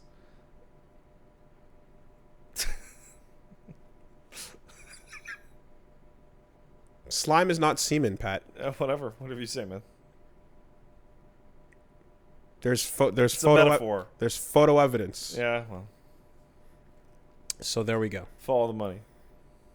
Wild Hunt. When the fuck did that happen? Yeah, this is like, I saw this and I was like, really? Wow. As somebody pointed out to me, the game barely runs on PS4, so this is either going to be a miracle port or a shit show. Very little in between. The idea of jumping in and out on the go, Witcher, might be appealing if I ever wanted to get around to it. But I feel like I'd have to watch a comprehensive movie on the first two. Yeah, I can set that up for you. I can do the research and provide you with like 3 pages of text to read, and you'll be fine. 3 pages of text? Yeah, Not movies to watch? I can sum it up real good. So the Witcher series has a really smart thing that they did with the sequels, in that in the first game, the city, the story takes place entirely in one city. In the second game, the game takes place entirely in a small state region that never, ever, ever interacts with that first city. And in the the third game, you interact with a much larger pseudo-nation state-sized region that never, ever, ever interacts with either the city from the first game or the smaller state region from the second game. So when you talk about, hey, what happened, all you actually have to know is what happened to Geralt in those locations. You don't need to know if Vizima is fucked or not. You don't need to know whatever. What's really important, more than anything, is where Geralt's penis was. Yes. I guess I just expected there would be a Clemps type of solution Oh, there probably is. to this problem. If you want, I can go digging for it. Okay. Or people just provide it for you, Yeah. really. Because I definitely have been thinking a little bit more and more about it. And Witcher 3's fucking awesome, but Witcher 1 and 2 are crazy games for weirdos. yeah, and I kind of realized I probably might do the jump in on the 3 thing, but only if I can confirm that that's not a shitty, blasphemous thing to do. Am I starting at Stardust Crusaders? No. Yeah. You know where you're starting at? You're starting at fucking Vento Oreo. Okay. Because the people who played Witcher 1, Yeah. they were starting at Stardust Crusaders Because of the books. Because of the books. When Witcher 1 came out, The Last Wish, which is the final book that leads into the game, didn't exist in English. It existed in French and Polish and Italian, Okay. but not English. So there was always someone more hardcore that could one you Absolutely. up. And And that's why in Witcher 1 fraud. they give Geralt amnesia, because they're like, listen, it's a relatively niche book series. Gotcha. And then, out of nowhere, Seiken fucking Densetsu. Dude, I should have been excited for this, but because they called it Trial of Mana, I didn't really know what it was. Oh, well, the word mana gives it away. Yeah, but I thought it was like a new one. I'm being kind of... How you feel about the mana series? I think Seiken Densetsu 3 is the best game that I never got very far in because I was playing it completely untranslated. I never played 1 or 2. I just skipped right to 3 in Japanese, got nowhere, but was like, this game's amazing. I didn't like any of them. All right. Gave him a shot, bounced right off. Right off? Really didn't like him. Okay. But seeing this, definitely I can see how the people I know that love the franchise would be really happy, because it's like, holy shit, it's back out of nowhere, and the camera is like in a fun place. Yeah. It's like a third-person action game. Also, just to make sure that everyone who wants to be mad at me gets to be mad at me, Legend of Mana can suck my ass. That game is trash. Looks really pretty, though. And yes, that does mean I will fight you, Clems. I really think the mistake was my friends telling me that it was like, I think they said it was like better than A Link to the Past, or there was some sort of like some sort of qualifier that makes you turn really your brain made off. me. Some sort of qualifier like, hey, you like Law and Order, right? Wire makes Law and Order look like shit. Right, there you go. Right. I brought that up recently. I'm like, wow, Wooly, you totally kept me from watching The Wire for like 6 years with that comment. Did I? Yeah, it was you. Because I was talking about how I was going through Law and Order in Sejep. Uh-huh. And you had just finished watching The Wire for the first time. You're like, hey, you like Law and Order? It's a cop procedural thing? I'm like, yeah. I'm like, man, Wire makes Law and Order look like a fucking joke, like it's dog shit. You're going to hate Law and Order. Yeah, that's what it was. You're going to hate Law and Order when you're done with The Wire. And I went, I don't want to hate Law and Order. So I guess I'm never going to watch The Wire. And that's why it took me so long to fucking watch it. Question. Does The Wire make Law and Order look like shit? Makes it look like shit. Makes it look like dog shit. But you can't start with that, because it immediately makes people go, no, I don't want that. God, what is Ice-T's character's name again? Oh, it's weird. It's something African. Shout that out everybody to- in the PlayStation says wrong. There's a fucking Twitter that's out there that's just, it is a bot that generates new drugs. Yeah. And it's a picture of him with a subtitle going, the kids are calling it whatever. Yeah. This what happens when you take a dumpster full of blank and you burn all it and huff the gas until you're seeing blank inside of a blank. Yeah. Next thing you know, you wake up in a blank, all full of blank. Yeah. Ice-T actually had a really good segment during Ubisoft, which I really am being unironic here. I thought it was really funny and smart, where it was Ice-T tells you how to not be toxic online. And it was a multiple choice question series of Ice-T. Say this troll's trying to get under your skin. What do you do? A, nothing. B, focus on your own. And like, you know, there's trash talk and then there's being fucking toxic. And it's like, thanks, Ice-T. Now I know how not to be toxic. I only can trust this coming from you, Ice-T. There you go. Ice-T, what should we do about the cops? Or is that too toxic? Hey, man. That was a long time ago. That was a long time ago. Very long time ago. But it's like, oh, thanks, mellowed out old man rapper. Yeah. So, No More Heroes 3. Confirmed. Yep. Even though, from what I understand, Travis Strikes Again kind of already did that in some ways. But this is the one people really wanted. Yep. Hey, you know what's cool? Henching into a fucking armor. Robot. Yep. You know what I want to see in this game? Tracer. Let's follow the path. Humor me. Suda51 goes on Twitter and says, wow, Tracer, there's a character I'd want to collaborate with one day. To which the overwhelming response appears to be, huh? What does that mean? Yeah, I don't think Marvelous and Blizzard are in the same fucking wheelhouse. No, I don't think so either. It's like, what the fuck does that mean? I think a solid 0.4% of people who know who Tracer is know what Travis Touchdown is. So I will give him one point, and that is I didn't expect Takeshi Miike to show up in No More Heroes 2. That was really weird. He's the guy who gives you the double katanas at the grave. Okay. Right, okay. Sure. The one voice actor in the game that's Sure. speaking like really heavily accented English. Yes, sure. And then he shows up and he walks away. So, this is a trailer that is all CG Yeah. and no gameplay. But it pretends. And it even has UI, like flick the Wii sticks. And it's like, haha, look, it's real. And you're like, no, it's not. Yeah. So yeah, sure, Travis is back.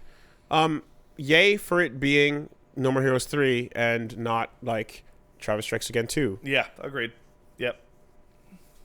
Because the problem now when Travis shows up, as exciting as it is How is Travis showing up? in what form? Yes.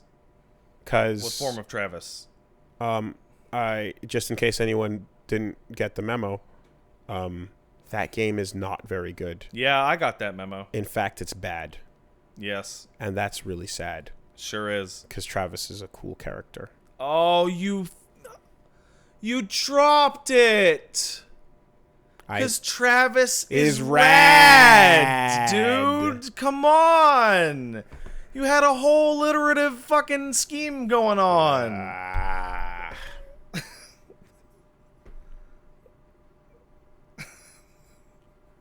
It's been a long day. It has. Did you get in this morning? Last night. That's not okay. At least you got to sleep in your own fucking bed. Panzer Dragoon. So my mouth opened and I went, really?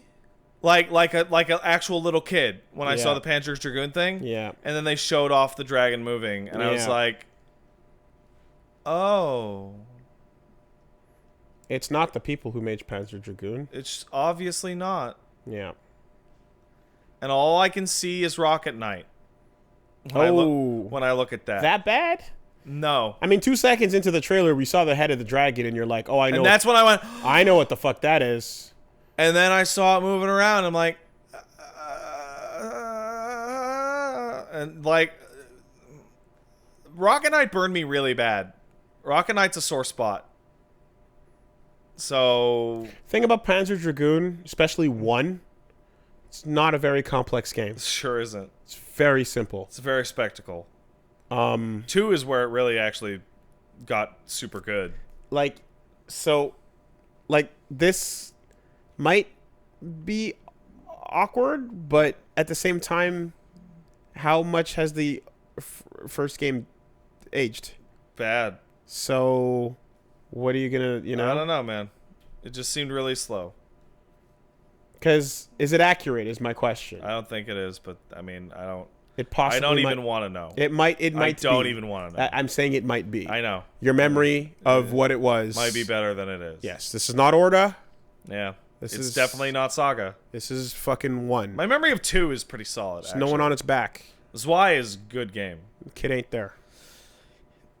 Where's the kid? He ain't there.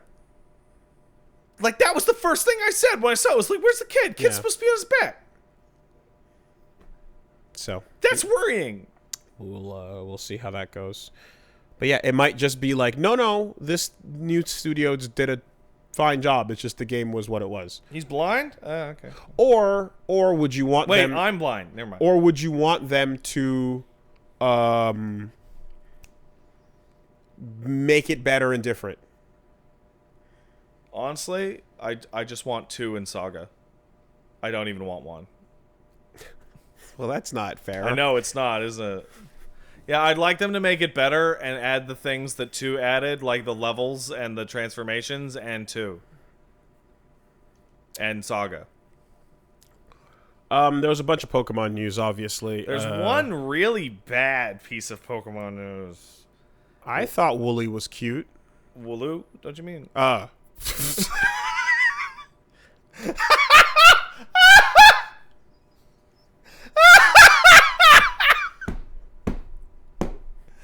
That's amazing.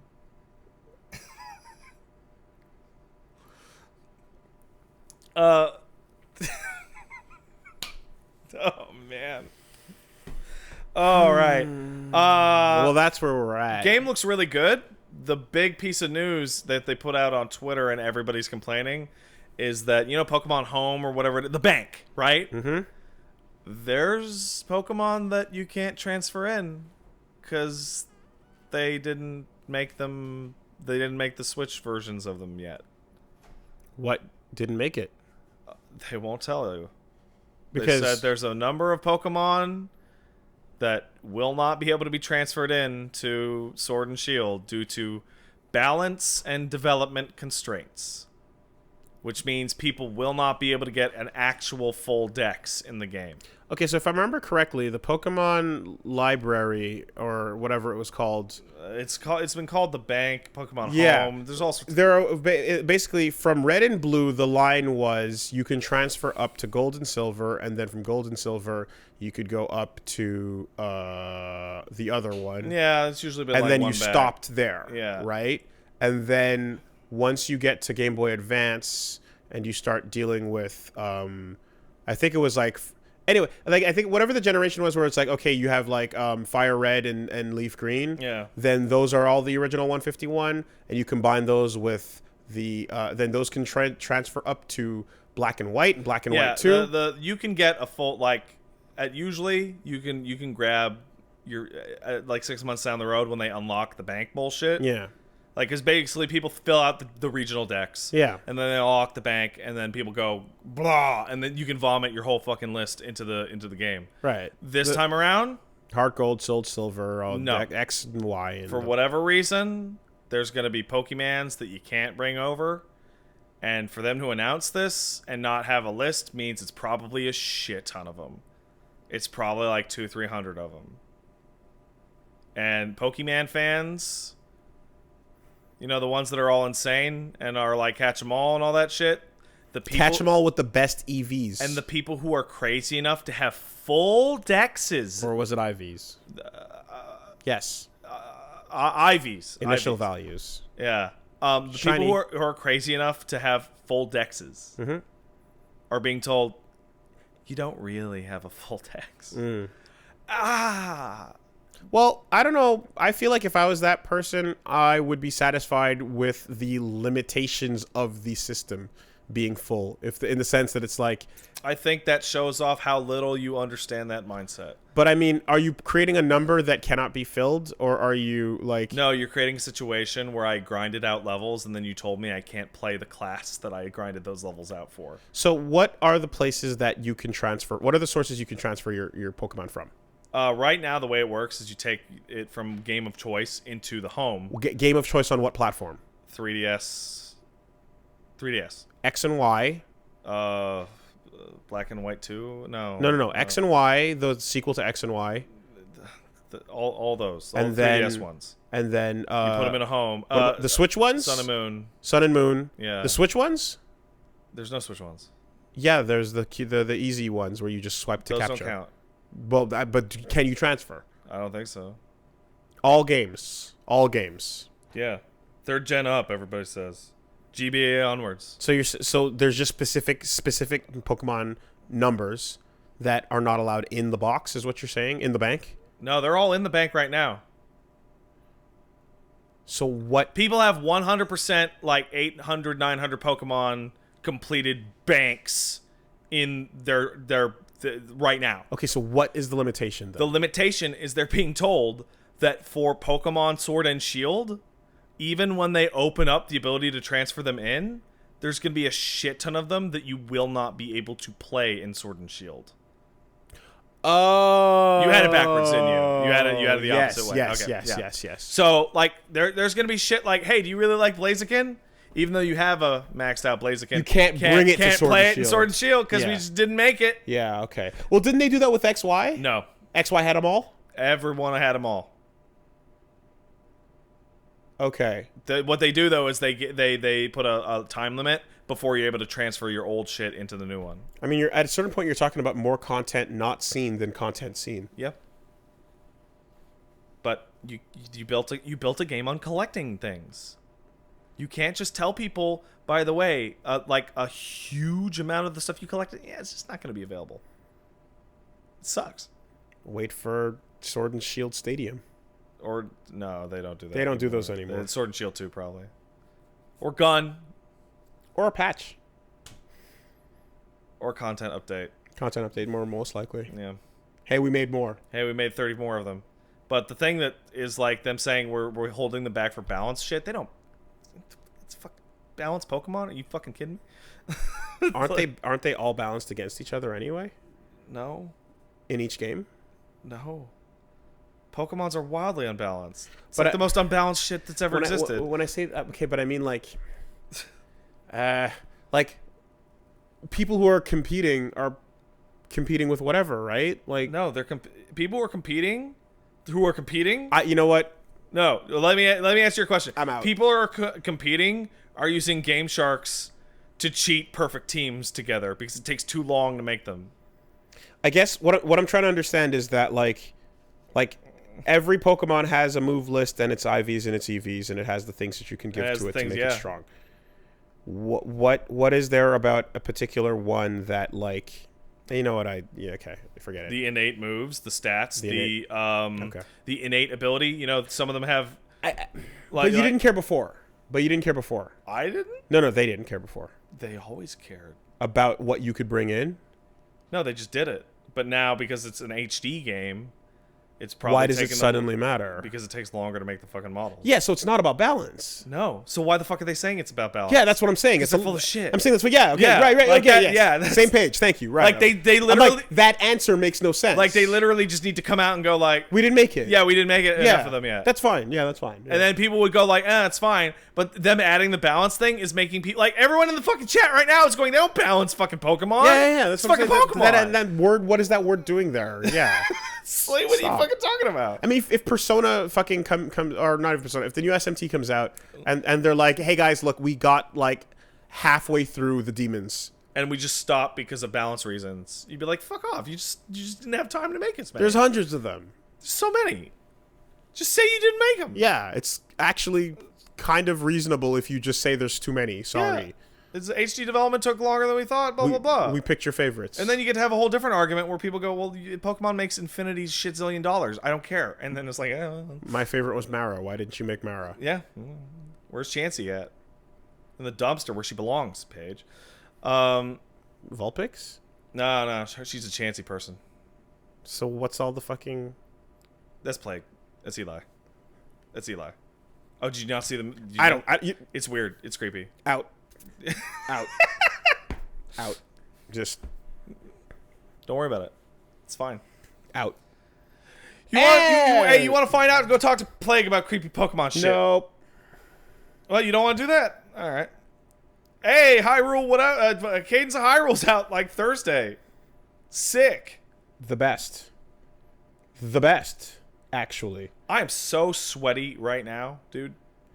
So for those of you who have never played Crypt of the Necrodancer, and you're going to play Cadence of Hyrule for the first time because it's a Zelda type thing, you're going to be rudely awakened with how hard this game can be sometimes if you are trying to play to the rhythm. Yeah.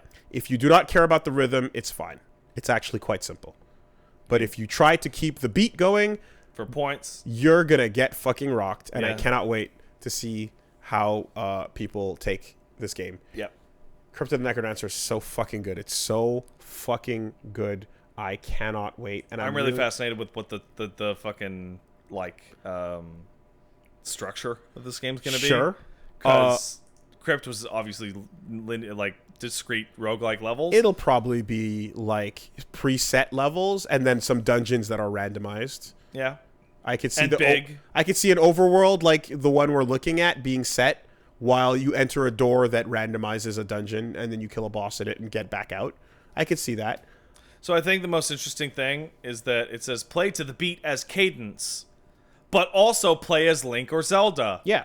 Which makes me feel like Cadence is the one that plays like fucking Necrodancer. We're watching the video of the other characters playing. Yeah, but remember, there's the Bard class in Necrodancer that doesn't where need it doesn't to move matter. To the beat. Yeah. Yeah, maybe. But like, there's also a shot here in the trailer specifically because I'm paying attention where Zelda hops on the grass, but the grass is not it's not disco balling. Oh yeah. Right? It's disco balling. Then it's not. I see. Rhythm breaks. I see. So they got to keep the rhythm. I see that. Everyone got to keep the rhythm. I see that now. Yep. This game is so fucking good. You got good eyes. The best part about this is going to be the music remixes. Oh, totally. Absolutely. 100%. Everybody get hit Cadence of Hyrule. Also, because the team behind this is making Phantom Brigade, which is a fucking amazing game. It has nothing to do with this, but it's cool mecha shit. And yeah. Plus, the guy as well at PAX, like I said, he was all like, man... Like, I was like, how did you get Nintendo to do this? And he was like, yeah, I don't know. And he's like, I'm nervous about it. And I'm like, that's cool. And I'm like, man, this is going to be crazy. Now I can just imagine like a whole bunch of other indie guys are like, yo, Nintendo, I got great ideas. Let me do some stuff. And he basically, his response was, not if I fuck this up. Nope. So I know that they're really, Don't really, fuck it up, man. really, really, really being careful about it. And so far, it looks fucking great, man. God damn it. Everybody support Cadence That's a lot Hyrule. of pressure. Holy fuck. So much pressure. You don't even know. Oh. Big sweats. Everybody, please support Cadence of Hyrule. The fact that it's not even called Zelda Yeah. is wild. It's got Hyrule in there, though. That's a Zelda. Yeah. Brace yourself, games. Yeah. It's crazy. Did we talk about Astral Chain? They showed some Astral Chain. Looks good. Platinum does what Platinum Looks does. really cool action game. Nothing new to say about Yeah, that. it's the same. It's Platinum. Yeah, Platinum action. Nothing more about the other Platinum game. Yeah, just completely absent. Super duper invisible gone. Yeah. Makes me think it's canceled. Dark Crystal, for those who... Way to twist that Final Fantasy Tactics knife a little deeper. Hey man, there's fans of Dark Crystal out there. Yeah, I know. It's a fan of Final Fantasy Tactics out there, too. Yeah. And that's about it, right? That's pretty much it. Wait. Contra. Oh, yeah, that was weird, wasn't Contra. This game is the jankiest, shittiest looking piece of garbage ever, and I love it. I'm really glad you said it. I really, really, really, really like the fact that it looks so bad. That's fucking great. It looks like trash, dude. Like Contra should look. Also, they're releasing the Contra full collection. Does that have 4 in it? No. Fuck. And by 4, you mean 3. I mean 4. You mean the DS game? Yeah. The one called Contra 4?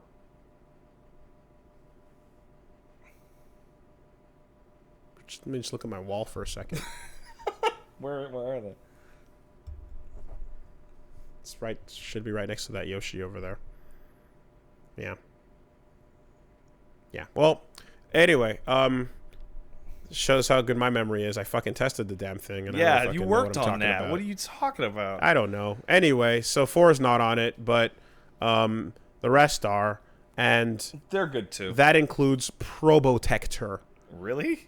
Fucking sprite edit UK non-violent Really? version. Fucking Probotector? Probotector is on the collection. That game's stupid. That's hilarious. It's pretty great. Hardcore is also in there, but not the new hardcore. The old hardcore. Yeah. The new hardcore is too new. Too new. They'll probably make a second one that would have like 4 hardcore, new hardcore. Yeah. And maybe, if we're lucky, if we don't get lumps of coal for Christmas, Neo Contra. I don't love Contra as much as I should. Neo Contra with the dog. I don't remember what you're talking about. Top-down view dog. I don't know what you're talking about. There's a level where you're running on the helicopter blades as they're now spinning. I know what you're talking about. It's the blonde guy in the blue armor. Blonde guy. And the red guy Yep. with the samurai thing. Running on the helicopter Yep. blades. That game's stupid, Neo Contra. but it looks cool. Maybe we'll get it. Maybe we'll get it. Also, God, what was the Wii only one? Contra. Shattered Soldier? Not Shattered Soldier. No, that was the other shit. PS2 one. It was Rebirth? Rebirth. Rebirth. Rebirth. Yes, it's Yes. Rebirth. Contra Rebirth. That's the one. Yeah, there's enough Contra games to make a second collection. So, please look forward to that never coming out. Yeah. Never. Mail. Hey, if you want to send email in to this here podcast, send that to castlesuperbeastmail@gmail.com. That's castlesuperbeastmail@gmail.com. You might get your email rushed through like this one will. Hey, Castle Super Beast. Got one coming in. From Ty. He says, they're pot and wheelie. Recently watched a video clip from one of Sajam's streams called Sajam Talks Content Vultures, where he shows a Reddit post about a Bamco tournament where footage is being, where some footage and some other random named something here uploads the same matches and how the former would have no ads. 7,000 views, lots of merch. I admit I'm guilty of clicking on random tournament matches when I see a player or a character in a game I like, regardless of who's uploading it. It kind of made me feel bad about doing that. So I've just been watching the recent Combo Breaker tournament matches on Spooky's channel, but I heard that people who are okay with republishing their own content, and even monetizing it, like Stream Clips or EWN Network before the shutdown. So as content creators or Twitch streaming fucks, Hey. I'm interested in hearing your take on this and whether you define it as stealing, especially given the rise in highlights, compilations, and such from YouTube streamers and tournaments. Thanks for the recent growth of evergreen shit, and have a blessed day. It's complicated. It's very complicated. It's really weird, and it's very weird. So complicated that I can, like, how do I put this? It's tough because I can't even feel confident in saying I could give a case-by-case basis. Yeah. Because there are cases in which I am so confused by what's happening that I don't even know what to say, so I just leave it alone. Yeah. Sometimes I know that you're like, hey, that's cool. Like, I remember when Solidus was doing stuff that we like Absolutely. back in the day. And then there are other times, where you feel like you are being mined like a fucking resource. Yes. And people's channels and livelihoods are literally about repackaging the shit that you already do. And that's not great. And sure isn't. And there's other times... Those are the nice opposite ends of that spectrum. There are times when, you know, folks like Spooky Cookies puts together some fun videos, Which are the most obvious case of fair use ever. They're basically using clips from your shit to do video essays. Yeah. That channel either really likes survival horror or does not give a fuck about Wooly. But either way, and I heard that they might be stopping soon, or he might be stopping soon. Oh, really? So yeah. But Shane, fair use is weird, right? So this is like, so the Spooky Cookies videos focus on like a specific theme in some of the videos, or a thing that carries over and whatnot. And then there's other times where it's like, you know, as like someone who's like starting from way below where we were with like Wooly Versus, for example, trying to build it, like, yeah, it does kind of suck when like that hot DMC5 compilation crushes everything else and it's not on your channel compared to the DMC thing itself, where and it's like trying to build it, doing the best I can. That doesn't feel great, but it's hard to say. It's weird. I don't know. It's so I don't know. I really try and err on the side of caution. There has only been one time where I went out of my way. I'm like, you need to fucking stop this, and that didn't work. And I did not want to pursue the fucking button pushing option because that's so nuclear, and I think that's a bad precedent. Especially with how fucky YouTube is.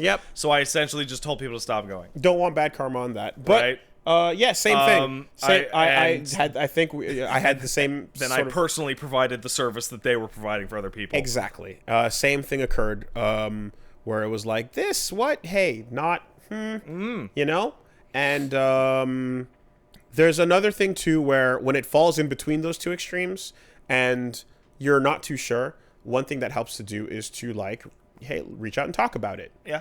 And so that can at least help clarify which side it goes on. And then when you make about a dozen attempts at communication only to get hit with I don't hear, well, who's that? I don't hear you. Hit with dead silence. Yeah. And then dead silence is followed by new upload.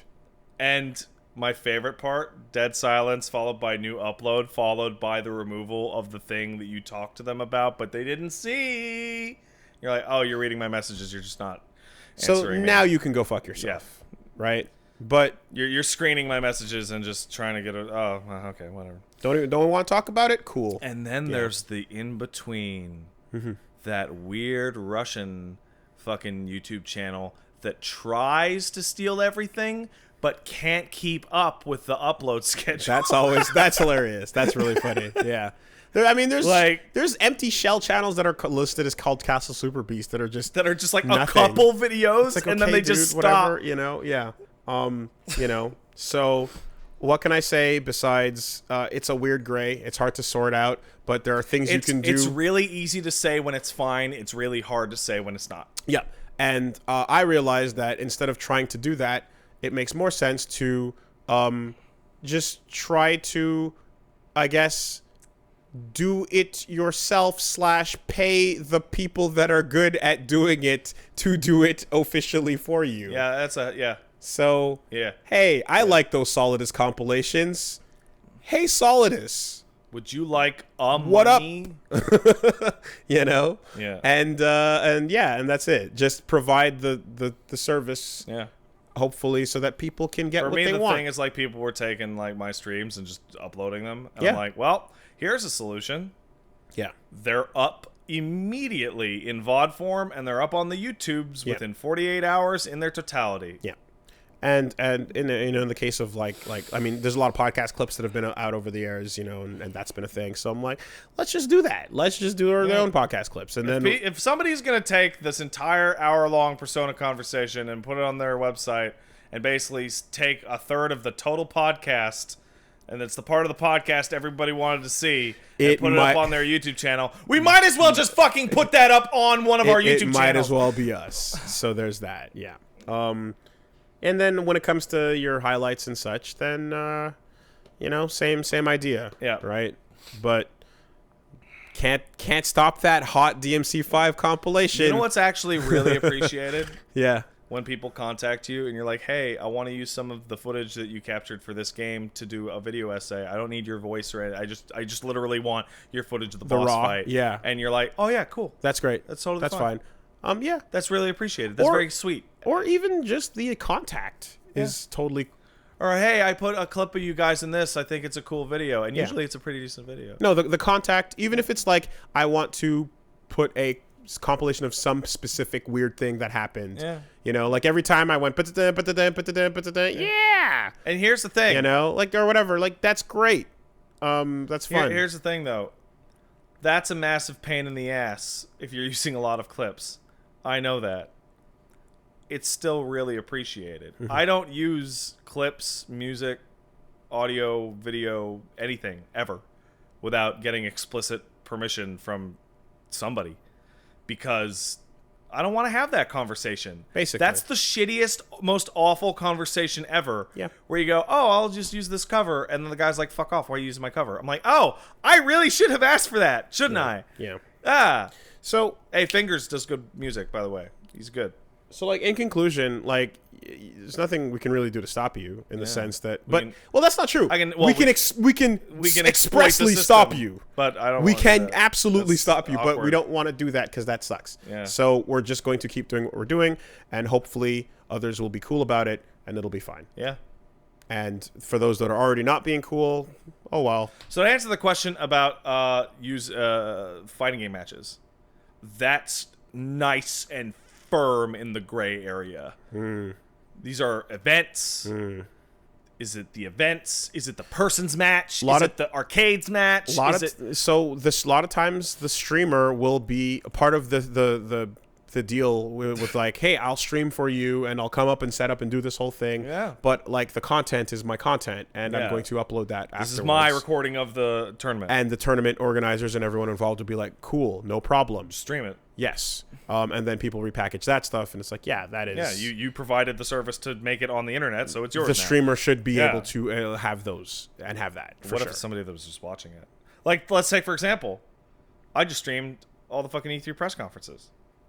Right? Yep. Do I own that? Nope. No. Do I own my version of them? Yep. Yeah. What? Yes. According to YouTube, the answer is not for Square Enix and Bethesda. Interesting. Right? Okay. What about a compilation that Twitch put up that uses a clip from mine? Yes? No? Fair use? What if you sat and what if you watched them with yourself in the corner, but you were silent the whole time? What if you were watching a pay-per-view and you had yourself big on the screen and you had an Xbox controller and you pretended you were playing the newest UFC game, but you were actually watching the big fight? Yeah, there you go. Weird. That was super crazy against the rules, and that channel got nuked as it should have. Sounds like a gray area to me. No, it's the least gray area at all. But the fact that it was working was hilarious. Should have put on some color filters over the feed. I don't know. Cell shade it. Because the problem was that it would pass muster at a glance in the thumbnail. Yeah. But not when someone actually clicked on it. Yeah. That was the problem. Yeah. But like, yeah, good effort, good hustle. Just thinking about Naruto. Oh wow, man. Split that shit up, flip it upside down, let it squeeze to the left. You know what my favorite part about that was? Because I don't watch most of the people I know's work, but I was like, oh, I wonder what's happening in Woolie's Naruto, and I clicked on it, and I came into it was a Monday, and I came into the podcast that day and went, Woolie, what the fuck are you doing to your Naruto videos? And he was like, oh, I gotta Watching. Yeah, gotta cut it. Watching Naruto. Gotta cut it, you know? Yeah, so there's the answer. Not very satisfying, but that's what it is. Our entire career essentially exists in a massive gray bubble. After a long time, everything looks gray. Okay. Jeffrey wants to know. Hey, Jeffrey. Hey, Big Jeffrey? Derek Castle Super Beast, in the spirit of E3, what's a phrase that a developer says to get you hype and interested every time?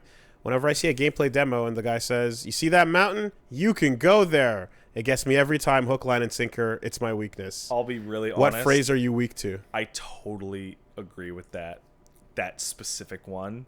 Even though I know it's usually a big lie, I'm like, oh, I can go there.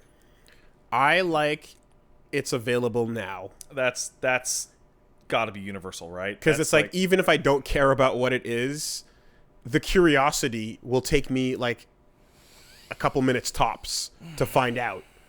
You know? So that's always good. I want... Oh. You have another one? I like the word seamless. Usually when it comes to control options, like switching between different control stuff. Sure. I don't like load times. I like it when a game I like it when a game lies to me about load times and has weird transitionary like cutscenes between stuff. So when they talk about seamless, like I really liked it when God of War, the PS4 game, hit all its load scenes, has absolutely no loss of camera, right? It just works. Oh my god, that's like the yeah. Okay, Fernando says, Wooly and Pat, bit of a long email, but with the recent discussions of getting into gacha and anime, and Pat's small misinformed rant during the Squeenix presentation and the KH3 DLC, want to ask about confusing franchises to get into. Despite Pat's Goblins always having seemed easy for me to understand, it's convoluted and stupid, but it's not complicated. The order of games is, and I'll remove the RE prefix, 0.5/0.8 and remake, so his Goblins don't give him an aneurysm. It just means re-release, remake. 1, Chain of Memories. 2, 358 over 2 days. Birth by Sleep. Coded. Dream Drop Distance. Union. Unchained. 0.2 Prologue. 3. 11 entries, of which 3 have been compiled into movies. It started in 2002, 17 years ago. Literally all been compiled into one disc for PS4, including 3. So when he complains about having a confusing mess to get into, I think my attempts to get into SMT, a franchise you guys love, comes to mind. I played 100% of P5 twice. However, getting into SMT has been confusing as to where to go to and how they're connected and where to start. It has a bunch of... I can stop him right there. Okay. SMT is a brand. It is a franchise like the word Marvel. It is not a one continuous story. The problem with Kingdom Hearts is that it is one contiguous story. And the fact that one, convoluted is a synonym for the word complicated. It means that it's complex and unclear. The idea that, hey, here's the simple list of ones to go through, a list that included very few numbers and a bunch of complete nonsense subtitles as a simple response, is completely fucking absurd. It's ridiculous. And also, when you talk about the SMT series, they're either all standalone or have direct sequel ties. So some games are like in between a sequel and a tie-in and a standalone thing, and are still different brands. And I think the Yoko Taro verse comes to mind, right? where it's like how much does Drakengard matter? Yeah, that's to probably the Nier? weirdest, most complex. How much does Nier matter to Automata? Right? I don't know. Yeah. I played some of them. I don't Stuff know. gets better if you know a bit more, but it's not that important. Yeah. But stuff gets a lot better if you know more. Yeah. Especially about the thing right before it, usually. So yeah, there is a gray in that. But SMT. I just saw somebody say the stupidest thing I've ever seen. Okay. It's just the same as Metal Gear Solid, you dumb fucks. No, that's not true. You mean how you play Metal Gear Solid 1, then 2, then 3, then 4, and you're done? That's the least true thing in the world. It's the least true thing that's ever been said. And it's not like Nier tells you, knowing Drakengard explains to you where the magic in Nier comes from. That's it. It doesn't actually relate to the big plot of Nier or the themes of Nier. Playing Drakengard 3 explains where a character that's unimportant in Automata comes from. Right. And playing Nier explains where two important characters come from. Yeah. And kind of how you got there. Yeah. Yeah. How those setting came to be. Yeah. But it doesn't deal with the core of the plot. Yeah. Kingdom Hearts has people die and come back to life and turn into different people from game to game to game to game to game. They're not labeled correctly. If these games were called 1, 2, 3, 4, 5, 6, 7, 8, 9, 10, 11, 12, 13, 14, whatever, like they're supposed to be, fine. There is a character that's in every single Metal Gear Solid game. Yeah. Ocelot is in every single game. Yeah. He's the same person. Yeah. Yeah. The same human being is in every Metal Gear Solid game. Like, of course, there's a timeline of connection here. What are we doing? Yeah. So, yeah. If you don't play Nocturne, can you go play Digital Devil Saga? Of course. Yes, you can. They have the weakest, like, it's like the link that you put on a trivia page on IMDb. It's just a fun little nudge. Yeah. Yeah. I think that's important clear distinction is that if you're this is a franchise where you're like, if you're getting into it, like there's literally different worlds. Let's take all the game series that we've talked about right now. If you started at Metal Gear Solid 3, will you be confused? Yes. A little, but it is the first in the timeline, so it's not going to be a disaster. But if you go right to 4, you'll be fucking super lost. Yes. Right? Okay. If you play SMT 3, which is Nocturne, will you be confused because you didn't play 1 or 2? No. Everything you need to know in Nocturne is in Nocturne, right? If you play Witcher 3, will you be confused because you didn't play 1 or 2 or read the books? Yeah, a little. You'll have to catch up because they're direct and contiguous, right? If you play Kingdom Hearts 3, ostensibly the third game in the Kingdom Hearts series to start, do you have any chance of understanding a single element in that entire game? No. Someone on Twitter asked me recently about, they're like, hey, I want to get into Final Fantasy games. Where should I start? Anyone you want. It doesn't matter. My answer is like, throw a fucking dart, man. It doesn't matter.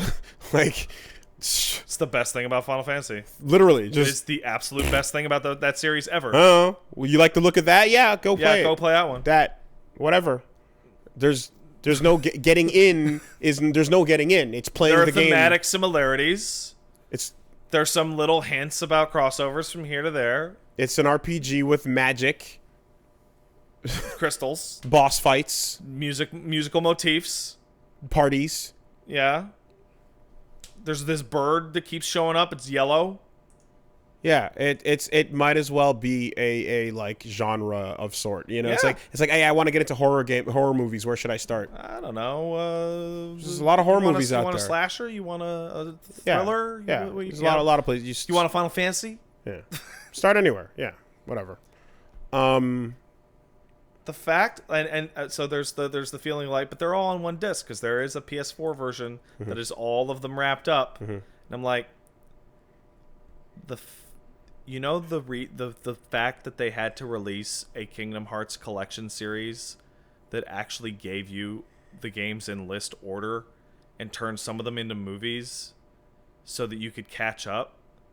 that's not like, oh, see, look, it's not complicated. That's proof that it's absurd. That they had to do that. Some people like to pretend JoJo's also standalone, and It kind of is, but it is for the most part. But the further you go into the parts, the more it punishes you for not knowing. Part 6 is like, you really should have read part 3. Straight up. The further we go into the future, the more you will be punished for skipping parts Part of 5? JoJo. Yeah, okay, you're fine. Like, don't skip JoJo's, read the manga. People write that on their tombstone for a reason. You know? Yeah, so there's that. Got anything else, or are we out of here? Yeah, let's take one last one. From Jay. Says, just wanted to offer a correction to the last podcast. Let's hear it. Castle Super Meat. Wooly was complaining about the Twisted from Third Birthday, how they should have some sort of scientific name. I want to let you know that the scientists name stupid shit all the time. Quantum entanglement is often called spooky action at a distance. Oh, man. And there's a signaling molecule in your body that tells cells to grow and divide that scientists have decided to call Sonic Hedgehog. Yeah, there it is. I knew it. I knew it. The instant he started talking about, he's going to talk about the Sonic gene, isn't he? Don't forget, most scientists are huge dumb nerds. That guy named the Twisted probably just finished playing Twisted Metal and was like, it'd be fucking rad. All the best from Jay. This is super true. I know real. There's a rock called Scooby-Doo on Mars. Yeah, there's a bunch of stupid there's nerd all shit. There's all kinds of and in fact we love those things. Yeah. Where someone named the star after like my balls, Spock or some shit. Yeah. Totally. Who's gonna enforce copyright rules a billion light years away? I just I feel like I'm not happy with like just the stupid fucking rant I went on there. At the same time, I feel like I failed to communicate a sentiment in that like. Would you say the Parasite Eve? Sorry, the Third Birthday. You did it too. Is making you a worse person? No. Yes.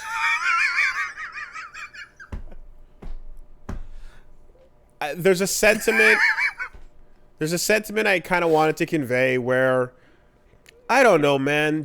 I just think sometimes I play some dumb Japanese games translated into English. And you're just like, come on. And sometimes those dumb Japanese games translated into English have monsters with names that are just really fucking grade 2. Yeah. And I just go, well, this sounds like those. That's all it was. Yep. That's absolutely. I totally agree. I can't think of a better way to, and if I try to elaborate on that. It's when a Dragon Ball villain shows up and it's me. Pickle fuck. Cooler. Yeah. It's me, Fridge Man. You're like, oh. I bet that doesn't even sound cool in Japanese, actually. Yeah. And yeah, Homo Demons is fucking goofy shit. Oh but my God. also the amount of correction on that, it's like, yes, I know it's scientifically accurate. Demens. Demons, as in like demented. That's not what it sounds like when a man says it out loud. Well, they're probably gonna. Let's just hope they shorten that term to demons instead of the alternative.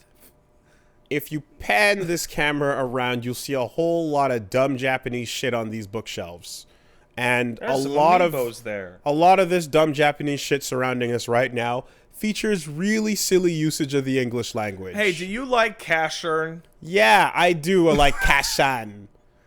Okay. And his dog, Friender. Why is he called that? Because he's a friend. Why is Poppy called Poppy? Because it's like puppy, except they couldn't say that. Fucking sick. Do you like Urien? Yo. Man, you're gonna hurt people. Most people don't know this. Do you mean Julien? No. Julien and Bill. Urien and Gir. It's just what it is, man. And like we know, and we ultimately laugh, but then we don't laugh because 10 years or 15 years go by and it's not. Oh, people are so upset. All dude. right. I knew it. You'd hurt them. You hurt them. All right. Well, you hurt them with that. Sorry about your Julien. Sorry that you didn't know. Gatsu. And so on. So you just get used to it, I guess, and you just whatever. But the point remains is that, like, I don't know, it's just sometimes you can just tell when someone's like, hey, that's really silly sounding. Probably not named by a native speaker. And then, Yeah. like, I just felt like Twisted sounded Yep, like that. I completely agree with you. That's all, man. Alternatively, like Sorry a if it really was annoying hacked to listen writer to. trying to rip off Buffy and making like an evil monster. Sure, yeah. Yeah, sorry if it was annoying to listen to. Legitimately. I didn't want that. Hey, Wooly, you wanna turn in on this? I got a tip for you. You know that feeling you're feeling right now? Okay, start the apology, make it genuine, but then at the last second, be like, I'm really sorry that you're so dumb that when you heard that you peed your pants because you're a big pee-pee pant pisshead. Did you know that before it was called Gundam, which also makes no sense, That's right. it was originally under a different name and supposed to be called something else? What's that? It was supposed to be called Gunboy. Shut up. Before Gundam, Shut. it was going to be called Gunboy. Could you imagine Mobile Suit Gunboy? Is Gunboy Gundam, Unicorn? Is Gundam supposed to be Gunman? Is that? Oh, I just ruined. Oh no, that's why they're Ganmen in Gurren Lagann, because they're Gunmans. Oh, this sucks. Sometimes when non-native speakers use the language to name things, they don't have the same understanding of the language, thus it sounds kind of awkward and weird. But because the content is super cool, we give it the biggest pass in the world. It sucks so bad. And we get used to it, and we eventually live in that world where it just ends up being fine.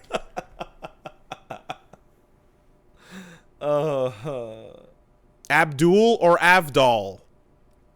His name's clearly Abdul. Is it? Yeah. Have a good week, everybody. Take care.